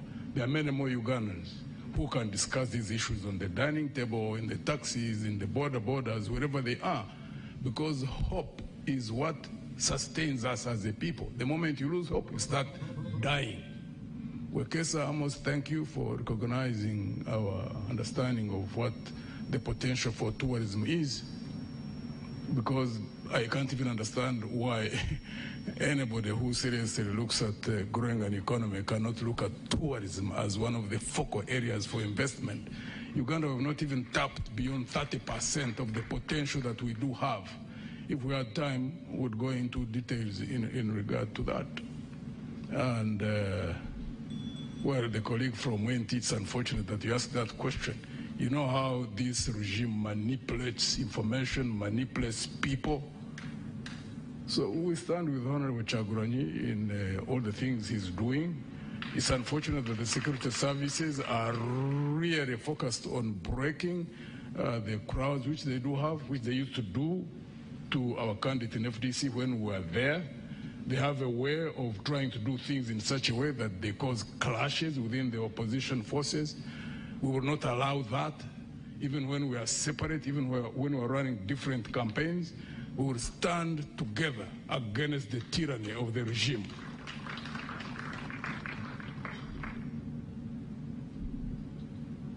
All right, thank you so much. The rules of engagement still remain the same. Each candidate has 4 minutes to respond to all the questions from the floor. We'll go to the next candidate, Frank Bulira. Thank you so much. I'll try to be very fast. First of all, I didn't say that I want to speak in Luganda. I just said I want to reduce the English. That is the #1 problem of this country. We want to liberate this country, not speaking a lot of English. It won't help us. First and foremost, Madam Yvonne, thank you so much. Voter apathy is majorly because of loss of hope. It is with the opposition, apparently, that has to give hope to the majority of Ugandans on the opposition. As we speak, the opposition is only looking at how many members of parliament shall we get in order to get more iPod money, not removing Mr. Museveni. That is why, as the RPP, we have not even positioned any single candidate for MP, because people are just looking at getting 50 million because they lost hope. They think and believe that Mr. Museveni cannot go. So they say, Nange kangabanireko wano, let me get a call of 300 million. With Mr. Museveni, God will decide. That is the problem. With the opposition, we are now the problem of the country. People are looking for iPod money. For us, we are not looking for iPod money. Dr. Chingi left a great foundation for our party. That is the reason as to why we are looking at removing Mr. Museveni and bringing back sanity in the Pearl of Africa. So, the opposition is majorly contributing on loss of hope and voter apathy. People have lost hope. But I know when I become president of the Republic of Uganda, all MPs from the different parties will join me. They will cross over. I could not waste a lot of efforts and money putting in funding presidential candidates, parliamentary candidates, because the major focus is removing Mr. Museveni and everything will go into the straight line by itself. Secondly, Honorable Mwadanku Nyingi, thank you so much. I respect you, comrade. You talked of coalition or getting behind. I appreciate Honorable Robert Chaguranyi's role in bringing this struggle where it is. But what you should know, Honorable, is that this struggle started way back from the Kairas, the Dr. Semogerere. Dr. Semogerere in 1996 had the biggest crowd, which we have not seen. Haji Nassan Jege Sebagala had a crowd, a 1 million march. He didn't even smell at presidency. Retired Colonel Dr. Kiza Besigye. Go and look at the footage of the rallies Dr. Semogerere had. Dr. Kiza Besigye had. Dr. Besigye has not delivered us to Canaan. It's unfortunate. The crowds are important, but it has to be a guided crowd with a focus, as General Monto said. That is the reason as to why Dr. Agrechi Yingi was not staying in Uganda and was feared more than the people who are sleeping here in Wakiso, because Mr. Museveni knows he will contain them at the end of the day. They are not even focusing at presidency. We are looking at removing Mr. Museveni. In fact, I would be the person, Honorable Chagwen would rather behind. I don't want Ugandans to be disappointed again, and at the end, they tell you, I'm the solution to this country. Don't expect me to tell you, we have all the plans from A to Z. I inherited Dr. Aggrey Kiyingi politically. I have all the contacts and the networks. That is the reason as to why my campaign has started late. Many people have been asking why I have not been campaigning. It's not deliberate. My accounts were frozen. All our funders were intimidated. Mr. Museveni called Sheikh Maktoum, the king of Dubai, and told him, unless you are opening up UAE and Uganda, don't support this guy of Dr. Kiyingi, because he knows Dr. Kiyingi has investments in UAE. President Hakainde Hichilema of Zambia was intimidated. My container of T-shirts from China was confiscated. Candidate Frank Bulira, the good news they is should that all you come are behind seated. me. I'm the only person to redeem this country. Thank you very much. And the good news is that you're seated next to the man himself, Robert Chagulanyi Sentamu. What saith you to the responses that have been presented on the floor this evening? My response would be Naimulira. Thank you very much, Mildred. I feel at loss because as a present victim of security, I did not get opportunity to be asked for a comment about security, and as a way of blocking and bridging, you would allow me just to wrap very quickly my comment on security. And it all goes back to state capture, because that is the problem. Every institution of state is captured, including the military. And unfortunately, it's the military that is being used to capture the rest of Ugandans. The question of the military was settled way back in 1995 when the current constitution was promulgated. And Article 208 of the current constitution is to the effect that the UPDF shall be non-partisan, the UPDF shall be national in character, and the UPDF shall be subordinate to civilian authority. Unfortunately, that law is nothing more than the paper on which it's written. Now, the UPDF is reduced to a tool of oppression. It has been said before that there are no bad soldiers, there are only bad commanders. And the statement is true with the UPDF, because now you will notice that the problem begins with the appointments. The appointments are done according to relationship, and sadly, according to DNA. You have seen police officers, military officers coming out to make political statements against the law, and nothing happens. You saw Brigadier Koldo Kidi. You have seen General Museveni's son making political statements, and nothing has happened.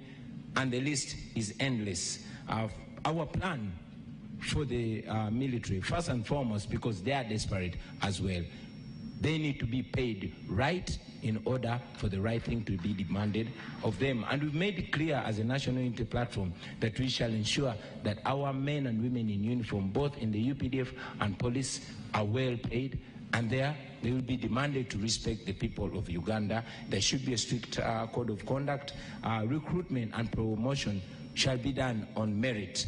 And also, it's very, very important for me, on behalf of the National Unity Platform, to commit that while I'm president, I will never, ever use the military or the police to play politics. Now, having made that comment, allow me very quickly to respond to the questions I heard from Wakesa, and I appreciate your efforts and your contribution to the tourism industry. But we must understand that it all begins and ends with governance. Just go to Google and type in Uganda. Imagine you're outside Uganda and type in Uganda. You'll see what it brings to you. Will that be reason for you to tour Uganda? So it is not us to create an image or a brand of Uganda. The brand of Uganda is being messed by those that are in power, and it is upon us to remove them from power so that we can present a good brand. Uganda is one of the most beautiful countries in the world, and our tourism potential is robust, but it is being messed by those that are in power, because what matters to them is not what the country gets. the main occupation of the state in Uganda is regime survival, not serving the country, not developing the country, not developing any sector. My brother from ANT mentioned that I said, yes, I said that. I've said it many times. I'm saying it right now. I'm a rebel, but I'm a legitimate rebel. You've seen the president of the Uganda Law Society calling himself a legal rebel. I'm a legitimate rebel. I'm just like the Museveni of the 1980s, only that we are non-violent.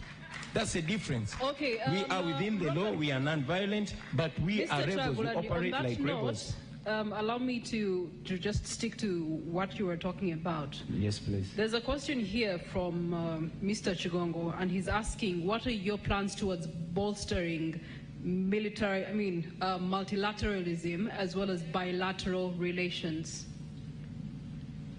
Present yourselves as Ugandans. Let us present Uganda on the same moral standard with our country, with other countries. We want to relate with Kenya.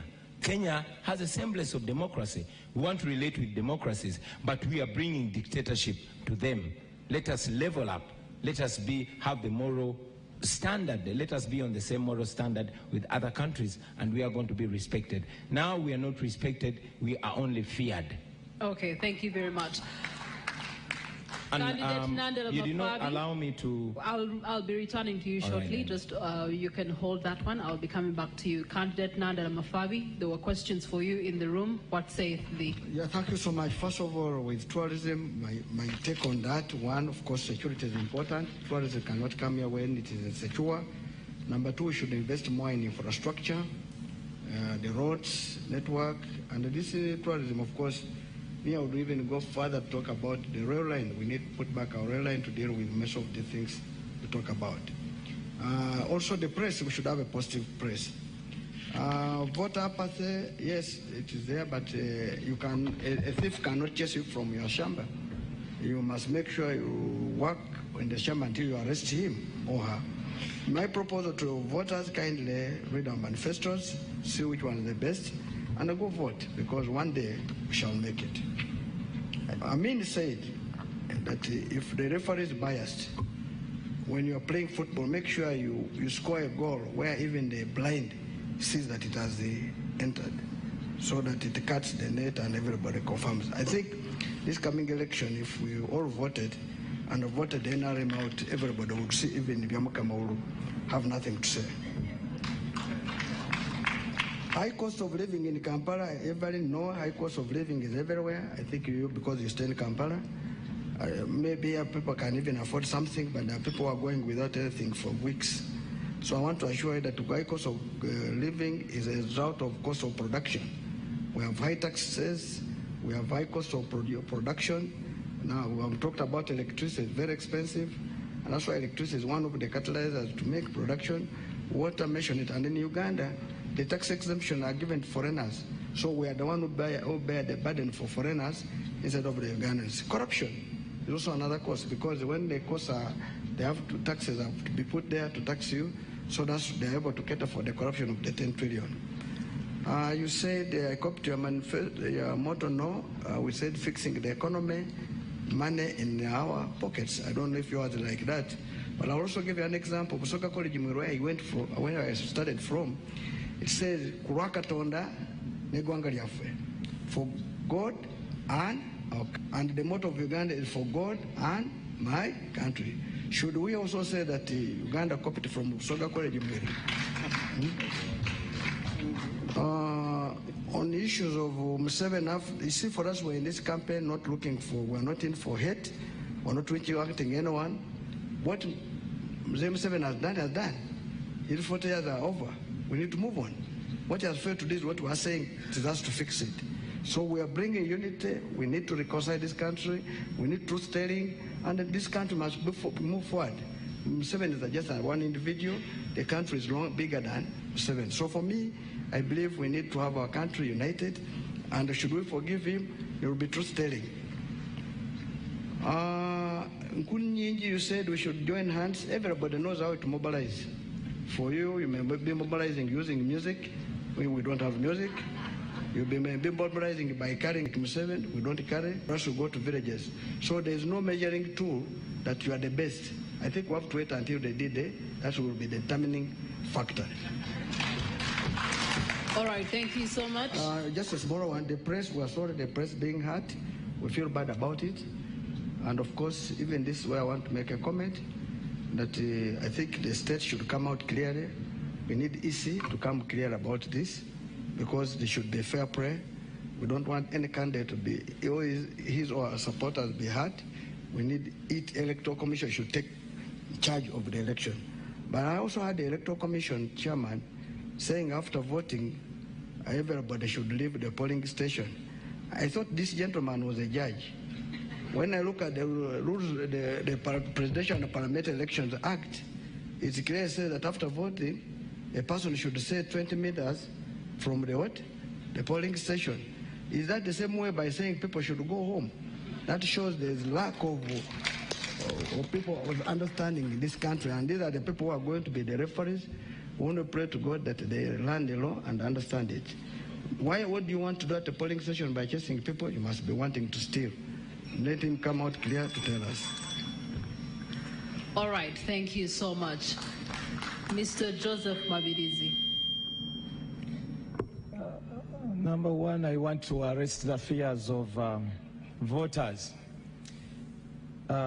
where they have given up elections. We have got solutions. Have been working on this for 12 years. We know very well that there is vote rigging and so forth. So number one thing that we've done is educating Ugandans about the army we have and their rights, their constitutional rights. When you add the policemen and the soldiers, we have 106,000 soldiermen or gunmen. And the recent census which was carried out, we are over 45 million, and they did not come to my home. So we have already mobilized people who are more than 3 million. If justice be able to announce any other person giving our win to another person, then the 3 million people, us who are not cowards, we shall raise and fight against that. Secondly, we have offered a safe landing for the predecessor to be, and we have already written to him. That's also very important. Then Ugandans getting to know that this is the number of army we have. If anybody violates the constitution, we have to raise. That is very important. And whenever we have gone in this nation, we have carried out baton campaign along with mock elections whenever we go. And that has helped Ugandans to know that the current regime has no support, because whenever we go, we get the ballots, people vote, and there is no place where this regime has got more than 4 votes. So that one is already now known. There was a question about the journalists. You are covered. Once there is good governance, you don't face all what you are facing today. Then when it comes to the question about joining Kyagulanyi, I sat with Mr. Kyagulanyi Slice in his house. Then from there, I wrote to him twice. I'm born again. We sat in your house. You don't recall me coming to your house in Magere? You have forgotten? Say, I did. I'm born again. And I have written to these presidential candidates about joining hands. They endorsed, they received the letters. They didn't turn up. So what do you want me to do? Then another thing, these people opt for going to courts of law, yet we know that the courts, they are in the hands of just one man. Then they are promoting the governance, which is the same as the one we have. For us, we advocate for federalism, so our plans are so different. That's why we cannot join anybody.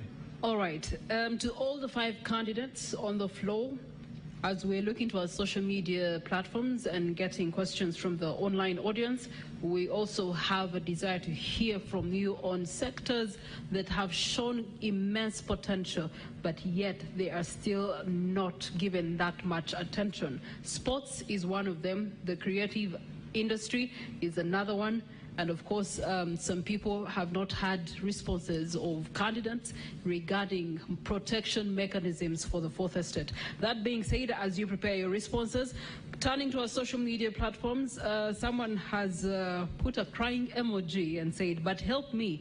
As Uganda started out as a federal state, but the system collapsed. Nigeria is currently also running on federalism, but it is constantly facing ethnic, religious, and regional clashes. How different is the federal system they are suggesting? And of course, that is to candidate Burira. Then we also do have on X Okello George, who says, given Uganda's history of contested elections and past allegations of electoral violence and media suppression, what concrete, viable steps will you take as a candidate to guarantee a free, fair, transparent, and peaceful election, including protection of opposition, free speech, and unbiased media coverage? This is in the case that you are the president at that opportune time. We also do have Rango3_8 on X says, Uganda has one of the youngest populations in the world. What is your vision for empowering youth to lead in innovation, youth to lead in politics, and youth to lead in entrepreneurship? How will you engage young people in decision-making processes? And I'm going to take the final one from X. I am Sami says, 1, how do you plan to leverage technology to boost Uganda's economy and improve the lives of citizens?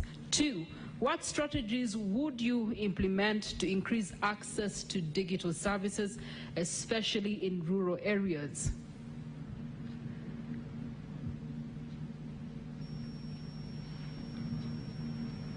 Giving you a minute to digest those. Thank you so much to our online audience. The hashtag to follow is Ntv Presidential Debate 2025, sorry. And as we do so, we are also streaming live on Facebook, on X, YouTube, as well as our website, that is NTV Uganda and Daily Monitor. Our audience on KFM and Dembe FM, thank you so much for being with us. I believe our candidates are now ready. I'll start with candidate Bugisha.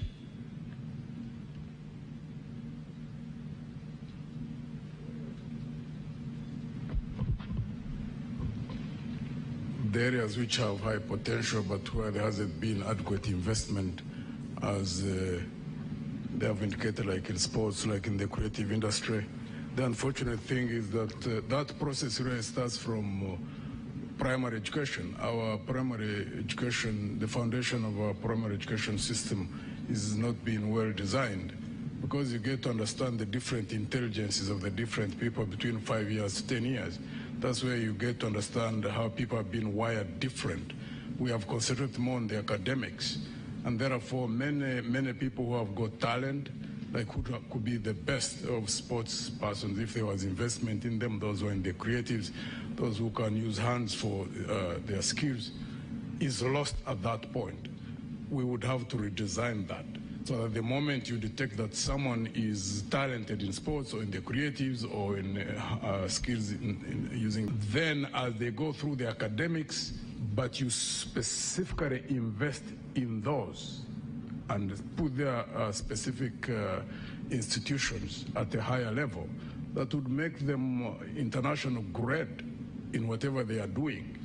And that helps in many, many ways, because we have seen sports persons, like in countries where they are in the long distance running, or like who are boxers, or like who are good footballers, become almost adverts for their countries, or those who are in music, and also in terms of creating jobs once they expand the industries in wherever they are. So that requires people first who understand that. Unfortunately, this regime seems not to understand that. We do understand it, and therefore, if it's the will of God and people trust us, it is one area which we will invest in heavily. Why? Because human beings, the way we are created, the only way you can enjoy your life on this planet is not just because you get money, but when you do things in which you are wired to do, fulfilling what is being all right, thank you so much. Frank Mulira. Thank you very much. I will try to be fast. First of all, on the case study of Nigeria that you are giving, I think that is an isolated case. I need you to also look at other countries that are being run on the federal system of governance vis-a-vis other countries which are not moving under the same system of governance. Then looking at the issue of creative industry, I think here there is a big weakness by this government, especially in promoting talent. I don't know whether they are just selfish or I don't know. It's like these people were just imported and they are in a wrong country, governing a wrong country. It's like they are just passing through Uganda, going somewhere. Because of late I saw the she cranes trying to fundraise for money to buy air tickets. She cranes, they are representing Uganda. Can you imagine? Going to businessmen, Ham and others, looking for money, upkeep.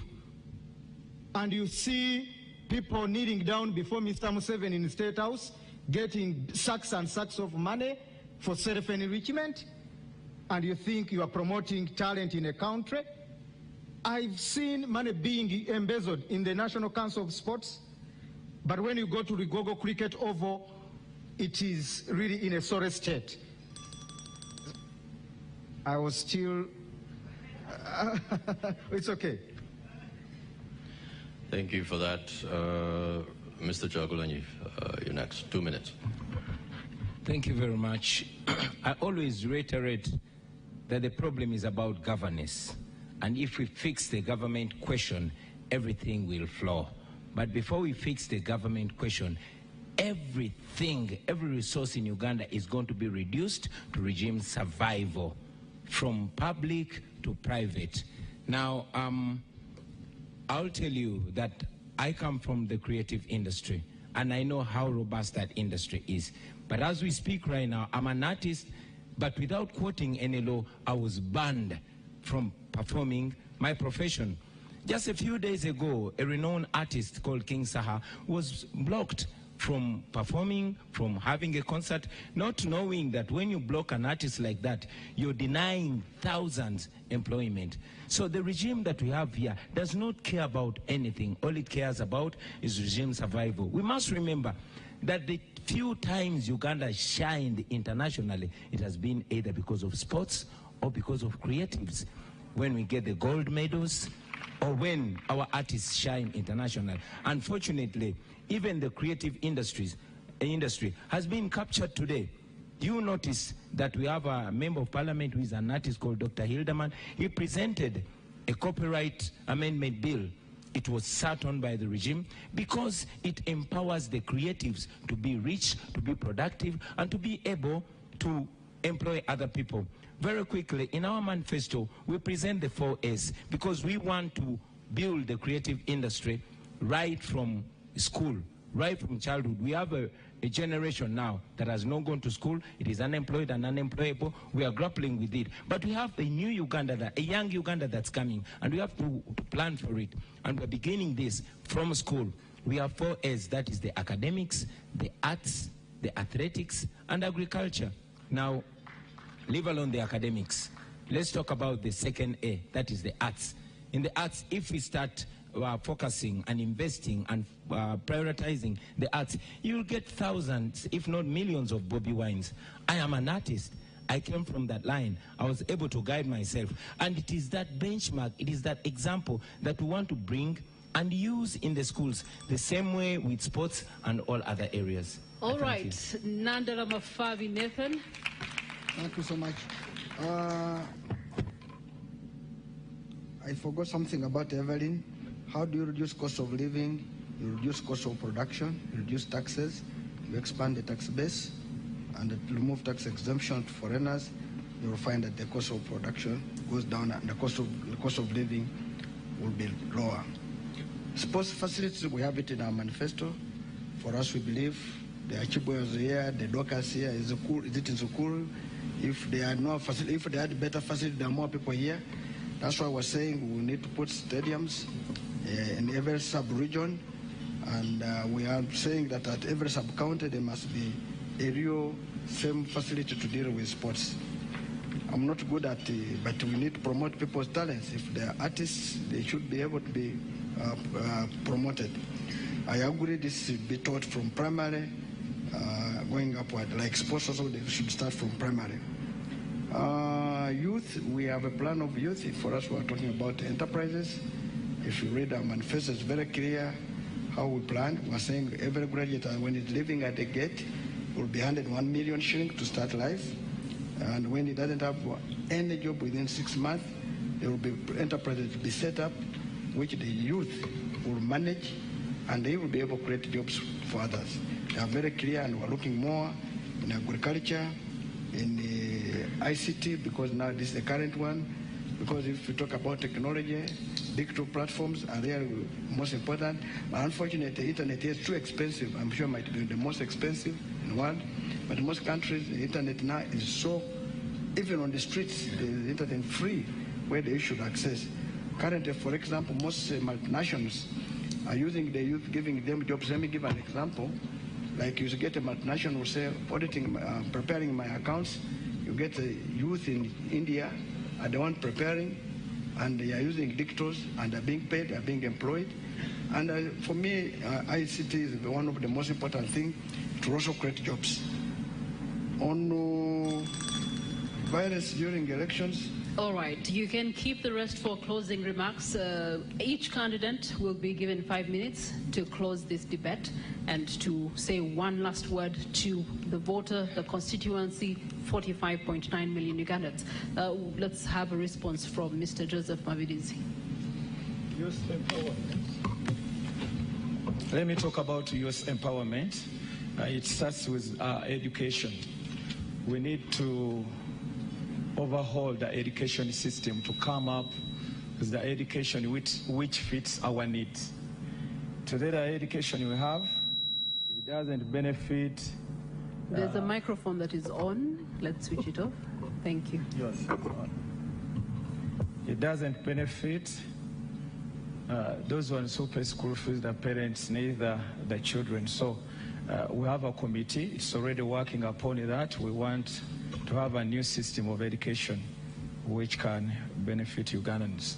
Secondly, we are planning to give free internet services right away from May next year, so that will no longer be a problem to Ugandans. Then we want to use both the transferred technology and also the local one. It will help us in innovation, skilling, hence job creation, which have so many opportunities of employment for unemployed. Then injecting more money in creative industry. That one will help a lot, because it has become a job when you talk about music and drama, when you talk about sports. So we aim at injecting more money in those sectors. Thank you. Thank you very much for that. As we wrap up allow me to hand over to all the 5 candidates, 5 minutes each, to give us their closing remarks and reflections and what they plan for this country, in case you missed anything out. Sadly, we do not have enough time. We planned to touch on economics and finance, but maybe you can squeeze all of that in those 5 minutes. I know it's brief, but over to you. Candidate Muntu, could you please start us off? Thank you.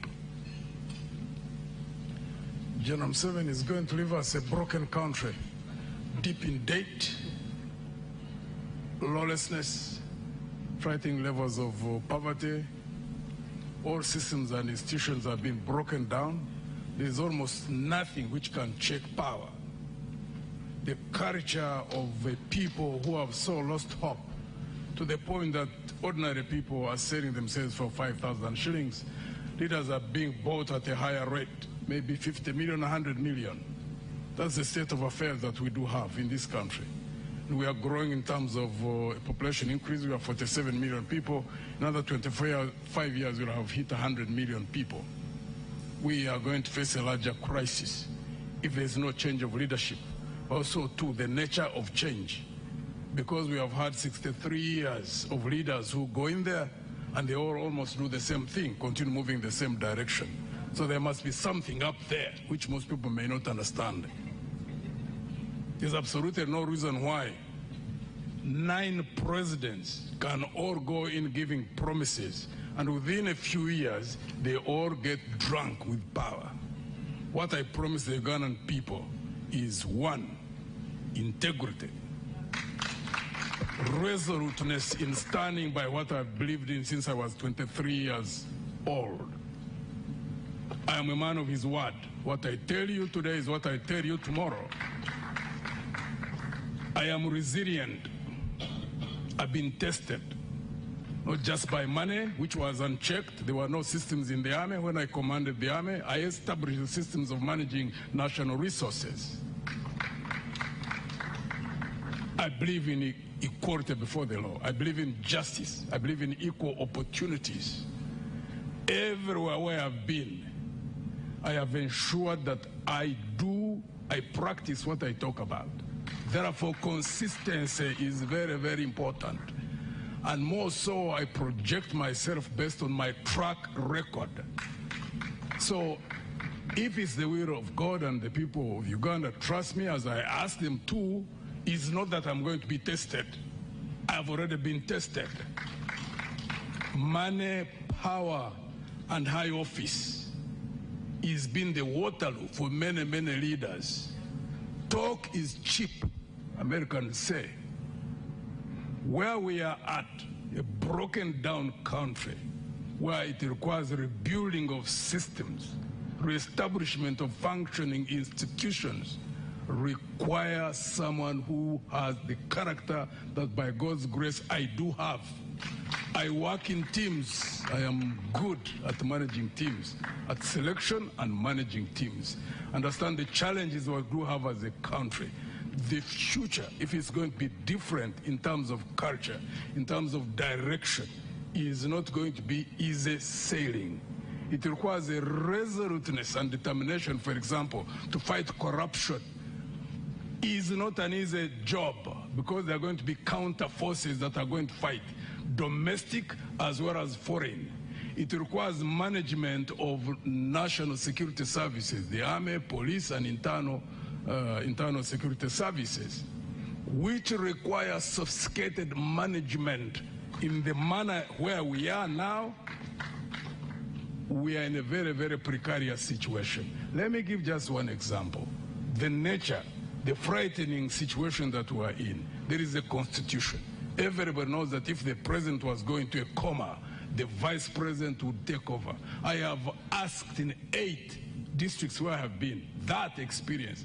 I tell them, who of you believe that if General Museveni was sliding into a coma, that Honorable, the vice president, you need the name? Jessica Lupo? Jessica Lupo. She's a colleague, she was in the army. So, Honorable Jessica Alupo, that would take over. Hey, people look at me as if I've just fallen from space. I have not seen anywhere where they raise their arms. And I've been asking publicly, because I'm not able to access those who are in security services, but for them take a cue to look that as a red flag. If something is in the Constitution, and every Ugandan knows that we are going towards a transition, one way or the other, and you have a situation where people don't even believe in what is in that Constitution, to those who are in security services, those who are in government, need to know that there is a problem in this country, and it needs to be handled. Because we are 47 million people. Genome 7 is one individual.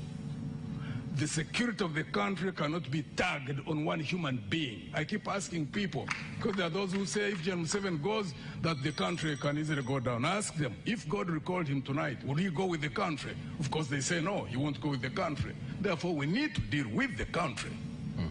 What needs to be done? And that requires experience, ladies and gentlemen. That's why I ask for trust from the Ugandan people. And I always keep telling them, whatever we will sow is what we will reap. Thank you. Thank you very much, Candidate Muntu. Over to you, Candidate Bulira. Thank you very much. Dear Ugandans, as we close up this debate, it is a memorable debate that it may be the last time you're seeing me here as an ordinary Ugandan. In the new Federal Democratic Republic of Uganda, starting next year, 15th, just be rest assured all will be in peace. I'm just going to highlight on what we plan as the RPP. I'm staying focused. What we are planning for a new Uganda. We want a new Uganda under the federal system, period. The rest will be sorted. First and foremost, let's also look at our brothers and sisters who are working in the diasporas and living out there, the Kadamas. Instead of we as politicians just going to have selfies with the Kadamas in Dubai and Saudi, we need to help them. They are contributing, bringing in a lot of remittances yearly to this country, contributing to our economy. These Kadamas are being harassed. These are our sisters and mothers. They are sleeping at Banias Square. They are sleeping on empty stomachs. They are being raped, but government is quiet. Even the opposition is quiet. It's just having selfies with them, politicking. I'm here to help the Kadamas. I'm their hope. I've lived with them. Dr. Chinja has helped many of them. So, just as the government of Philippines did, they sat with the Sultan of Qatar, they sat with the President of UAE and said every Filipino who is working in UAE must not be paid less than $500, or else he or she goes back to Philippines. And as we speak, Filipinos are in heaven in Dubai, and Ugandans are sleeping on the streets and in the bed spaces. Much as even there's Filipinos sleeping in the bed spaces, but they are living a higher life. Yet Uganda is far more developed than the Philippines. It goes back to governance. We don't have leadership. We don't have leadership. As a president, I'm going to sit with Sheikh Al Maktoum and we negotiate on the issues of, the issue of Ugandans working in the UAE, in Saudi Arabia, Qatari, Turkey, and all other countries in the Middle East and the entire Gulf. We need to save our sisters. On a serious note, money is coming from those brothers and sisters, contributes a lot to the country's economy. On the issue of tourism, I had earlier sat with some sheikhs in UAE and Dubai municipality, plus using the contacts of Dr. Chinji, since he had shares in Emirates. And we wanted, they had done a survey that Ntv International Airport has the best terrain for a nice airport. And they were suggesting with the government to have Ntv International Airport as the base or headquarters of Emirates in Africa. Mr. Museveni refused this, simply because they wanted to employ workers on UAE standards being paid highly, and UAE directly being involved in the recruitment of Ugandan workers. Look at that selfishness. Up to now, that project was put on hold. Ntv, we don't have an airport. We are the only country which doesn't have an airport. Recently, Madam Mama Nyerere was locked up in a lift in Ntv International Airport. That's when Mr. Museveni came out to pretend like he's chasing workers at Ntv International Airport. It is the only airport where these electric stairs don't work. They only put them on when they are international guests. Even poor countries like Zambia and Malawi have real airports. We don't have an airport, and it is the gateway to the country. It is the gateway to the tourists. We want to put down this airport, and we have a reasonable airport. In fact, it's even going to be named Sir Edward Mutesa International Airport. From Entebbe is meaningless. All countries, when you go to Kenya, their main airport is the Jomo Kenyatta International Airport. Their founding father. Go to Malawi, it is the Kamuzu Banda International Airport. In Tanzania, it is Julius Nyerere International Airport. Oliver Tambo International Airport in Johannesburg. It's only Uganda selfishly remaining with the name Entebbe just because Mr. Museveni doesn't even want to remember the founding fathers, the first presidents, the Obotes who brought about the independence of this country. We are going to construct Wesley Mumbere Airport in Kasese and Omukama Chebambe Airport in Fort Portal, Tourism City. Thank you, Mr. Oh, I was just starting. You'll start when they I've not even reached in the middle. You'll start when they elect you on the 15th. Oh, Ugandans need this. All right, so we get to also receive closing remarks from Honorable Robert Chagulanyi Sentamu. Thank you very much, Madam Moderator. Our fellow Ugandans, at a time when our nation is at crossroads, at a time when all institutions of state are under capture, including the judiciary, a time when a judge sits to adjudicate, to decide a case, has not to look at what the law says, but consider what General Museveni wants. At a time when appointment of judges is by a person and yet is supposed to be by the Judicial Service Commission, a time when even a justice of the Supreme Court, Justice Chisache, is in exile because she fears for her life, having disagreed with the status quo. A time when political leaders are in jail, people like Dr. Kizza Besigye for no case whatsoever, where citizens are tortured on camera by those that are supposed to protect them. A time where social media is blocked. Facebook, as we speak right now, is blocked just because one person does not like it. A time when laws are applied selectively, where some people are in prison for apparently being charged for computer misuse. And yet, as a person standing right here, I'm a victim of harassment and threats by the highest official in the military, threatening to behead me. In a time where a country is completely captured, I want you to know that a new Uganda is possible. A new Uganda can come, and it's by you and me. Ladies and gentlemen, I come to you as a typical Ugandan. I've grown up in your faces. I've grown up from the lowest of society to here where I am today. I am a symbol of resilience, a symbol of discipline. I came from the ghetto, the worst of character, but to be that I'm a happily and decently married man, well educated and all that, that speaks of my character. Ladies and gentlemen, I present myself to this generation, to unite this generation, to uplift this generation, to stop tribalism, to unite the country. And with your support, with your endorsement, I am sure we can all change Uganda. I've said it before and I say it again. I don't present myself as the most capable or the most educated or the oldest or the most experienced, but the most committed to lead this generation out of slavery. When you vote for me, when you vote for the National Unity Platform, you'll be voting to end 40 years of dictatorship. You will be voting for servant leadership. I present myself not as a boss, but as a servant. And most importantly, we as a nation will be able to march forward together. Therefore, ladies and gentlemen, please remember that we have an opportunity to redefine our history, an opportunity to start over again. This opportunity is coming on the 15th of January to end the hate, to end the historical injustices, to end tribalism, and to rebuild our country. I am sure Ugandans, especially the young ones, love each other. They want to live together, but they are stuck in the past. It is our opportunity to unchain and unhinge and move forward.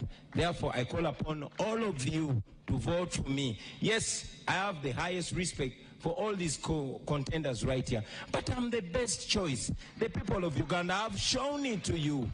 It is only a pretender that will not agree that the person elected to be president of Uganda in 2021 was Kyagulanyi Ssentamu Robert. The people of Uganda have consistently shown it to you, from the north to the south, from the east to the west. None of the candidates can win me in an election, even in their own backyard. Therefore, I might fail to convince them to join the winning team. But you, the people of Uganda, have always taken a lead. You have led us. Please lead us. Let us liberate our country, and forever we shall end this slavery. I thank you for God and my country. All right. Let's have order in the room. We do have other candidates that are worthy of their time. And now turning to candidate Nandela Mafabi Nathan for your closing remarks. Thank you so much. I come in this election, as I stated from the beginning, to fix the economy, and we have money in our pockets. I heard my colleague was asking that I copy their motto. I've been reminded theirs is money in your pocket. For us, I say money in our pockets. The country we're in right now, the main issue we have is greed. That's corruption, which is a cost, a big cost to this country. It's the one which is making cost of production go high. It's the one which is making the country of people to be overtaxed. And the moment we stop this, this will mean we're going to reduce the taxes. And the moment the taxes are reduced, there will be more money at your disposal for consumption. And the layer living will be better. Two, we come with a plan to invest in productive sectors. And that's why we're saying our budget, 10% of the budget will go to agriculture. And the moment the agriculture is up there, bring back the cooperatives, which I come with an experience from just cooperative union, because one of those which had been taken away, and now it is there thriving. We believe people will be able to market their produce from their cooperative societies, like cotton, like tea, like coffee, like tobacco, even cassava. Right now, cassava is the one which is leading in starch. And 1 kilo of starch, it's $360. That's about 1,400. We used to have a factory for starch in Lila. It was destroyed. And we believe if we grow cassava, we shall make money in starch. So, in this process, we're going to create jobs. And the moment we create jobs, people will have money, because then they will have capacity to buy goods and services. I come here with experience in the area of economics, and I know how poverty is painful. I come from a village, you needed to be in a village, and you'll go to a good school. And that's why we're saying we must revamp our education system so that we go back to the basics, so that Ugandans can access good education and be able to lead a better life and develop themselves. In this election, I know we have many candidates, but the problem now is not anything. It's about people suffering because of poverty. The moment we resolve poverty, insecurity will go down. The moment we resolve employment, people will be better lives. I am here. I understand what you go through. Every village, there's a money lender. A money lender who is charging our mothers and fathers very expensive with the knowledge of government. This is very dangerous. How do you charge somebody 50% per month on a loan of limited, just a small one? This is going to end because people are suffering daily, And that's why we come with a very big investment in the financial sector. We'll return back the cooperative bank, which is in the law. And this is the one which is going to help cooperators. We'll bring the agriculture bank, which is also going to help the farmers. And whatever you grow, if it cannot be sold there and then, it will be put in silos. Government is going to put drivers which are going to stimulate this growth. We believe Ugandans should be the one to lead. I will give an example. To construct a road, all 95% of the materials are from Uganda. The stones, the cement, the sand, the water, and the laborers. Why would a road in Uganda, 1 kilometer, cost money which can make 20 kilometers fully without fear or favor? And we shall lead by examples to ensure that justice is done without fear or favor. The judiciary should be a judiciary which should be there to do work, not to do political judgments, not to really sit on cases. And if you cannot work, in my time, you'll not be in that judiciary. Because justice delayed is justice denied. And this cannot be acceptable. I look forward, if you lend me your vote, I am the best candidate of all the 8 candidates, because our problem now is poverty, which needs to be resolved. Thank you for that. And our final candidate, Mr. Mavidis. Thank you so much. I'll speak few words so that Uganda don't miss out on this. The problem we have in Uganda cannot be solved by just electing in a new leader. We need to change the system of governance. And the only system that can give us a true solution is federalism. You can recall the last time people or Ugandans shed out tears, it was when the government of late Sir Edward Mutesa II was overthrown by gunmen whose deputy was Nadiope. That is the government which was running on federal system. So without addressing that issue, even if you elect who in the same system, that person will be a dictator. So what we need to do is to look into the governance system. Our manifesto covers a lot when it comes to land. There is a policy on land use. This nation is covered with land grabbing in every part of Uganda. And it wasn't a problem before until this government came in, where a lot of government people go out with a lot of money, buy land, chase people from their land. So we need a policy on that. We want to make environment conservation also a point where we want to make Uganda a forest again by planting fruit trees along all the roads, the feeder roads, the Tamaka roads. It will help us when it comes to rainfall formation, but also employing so many people. How? I talked about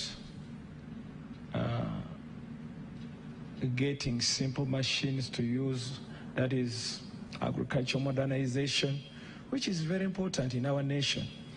But let me give you an example. Kenya, they have got mangoes, but their juice is not sweet as the mangoes of Uganda we have here.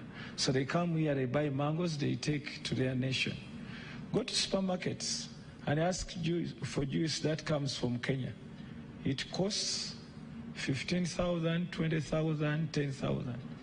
Our juice here just costs 3,000, 2,000.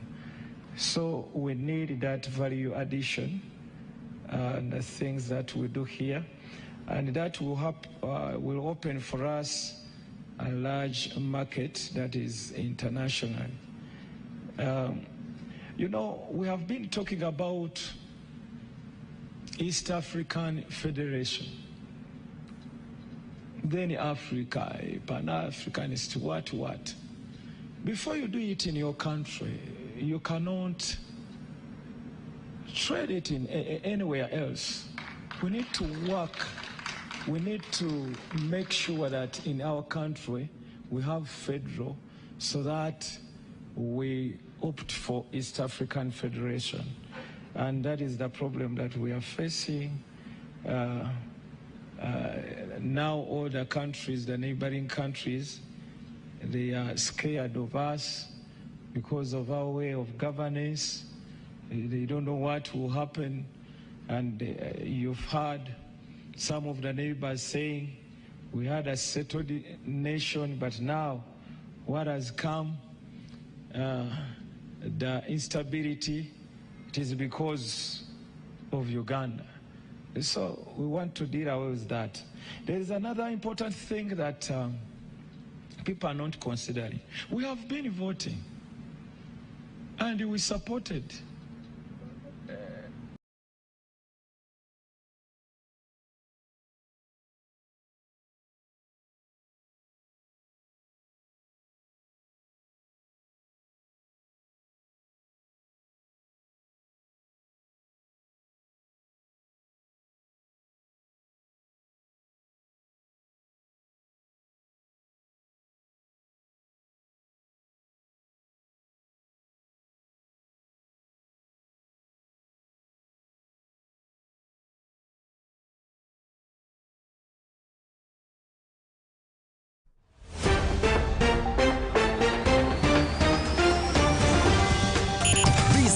UGSOUND, the hottest internet radio. UGSOUND online radio is regulated by Uganda Communications Commission.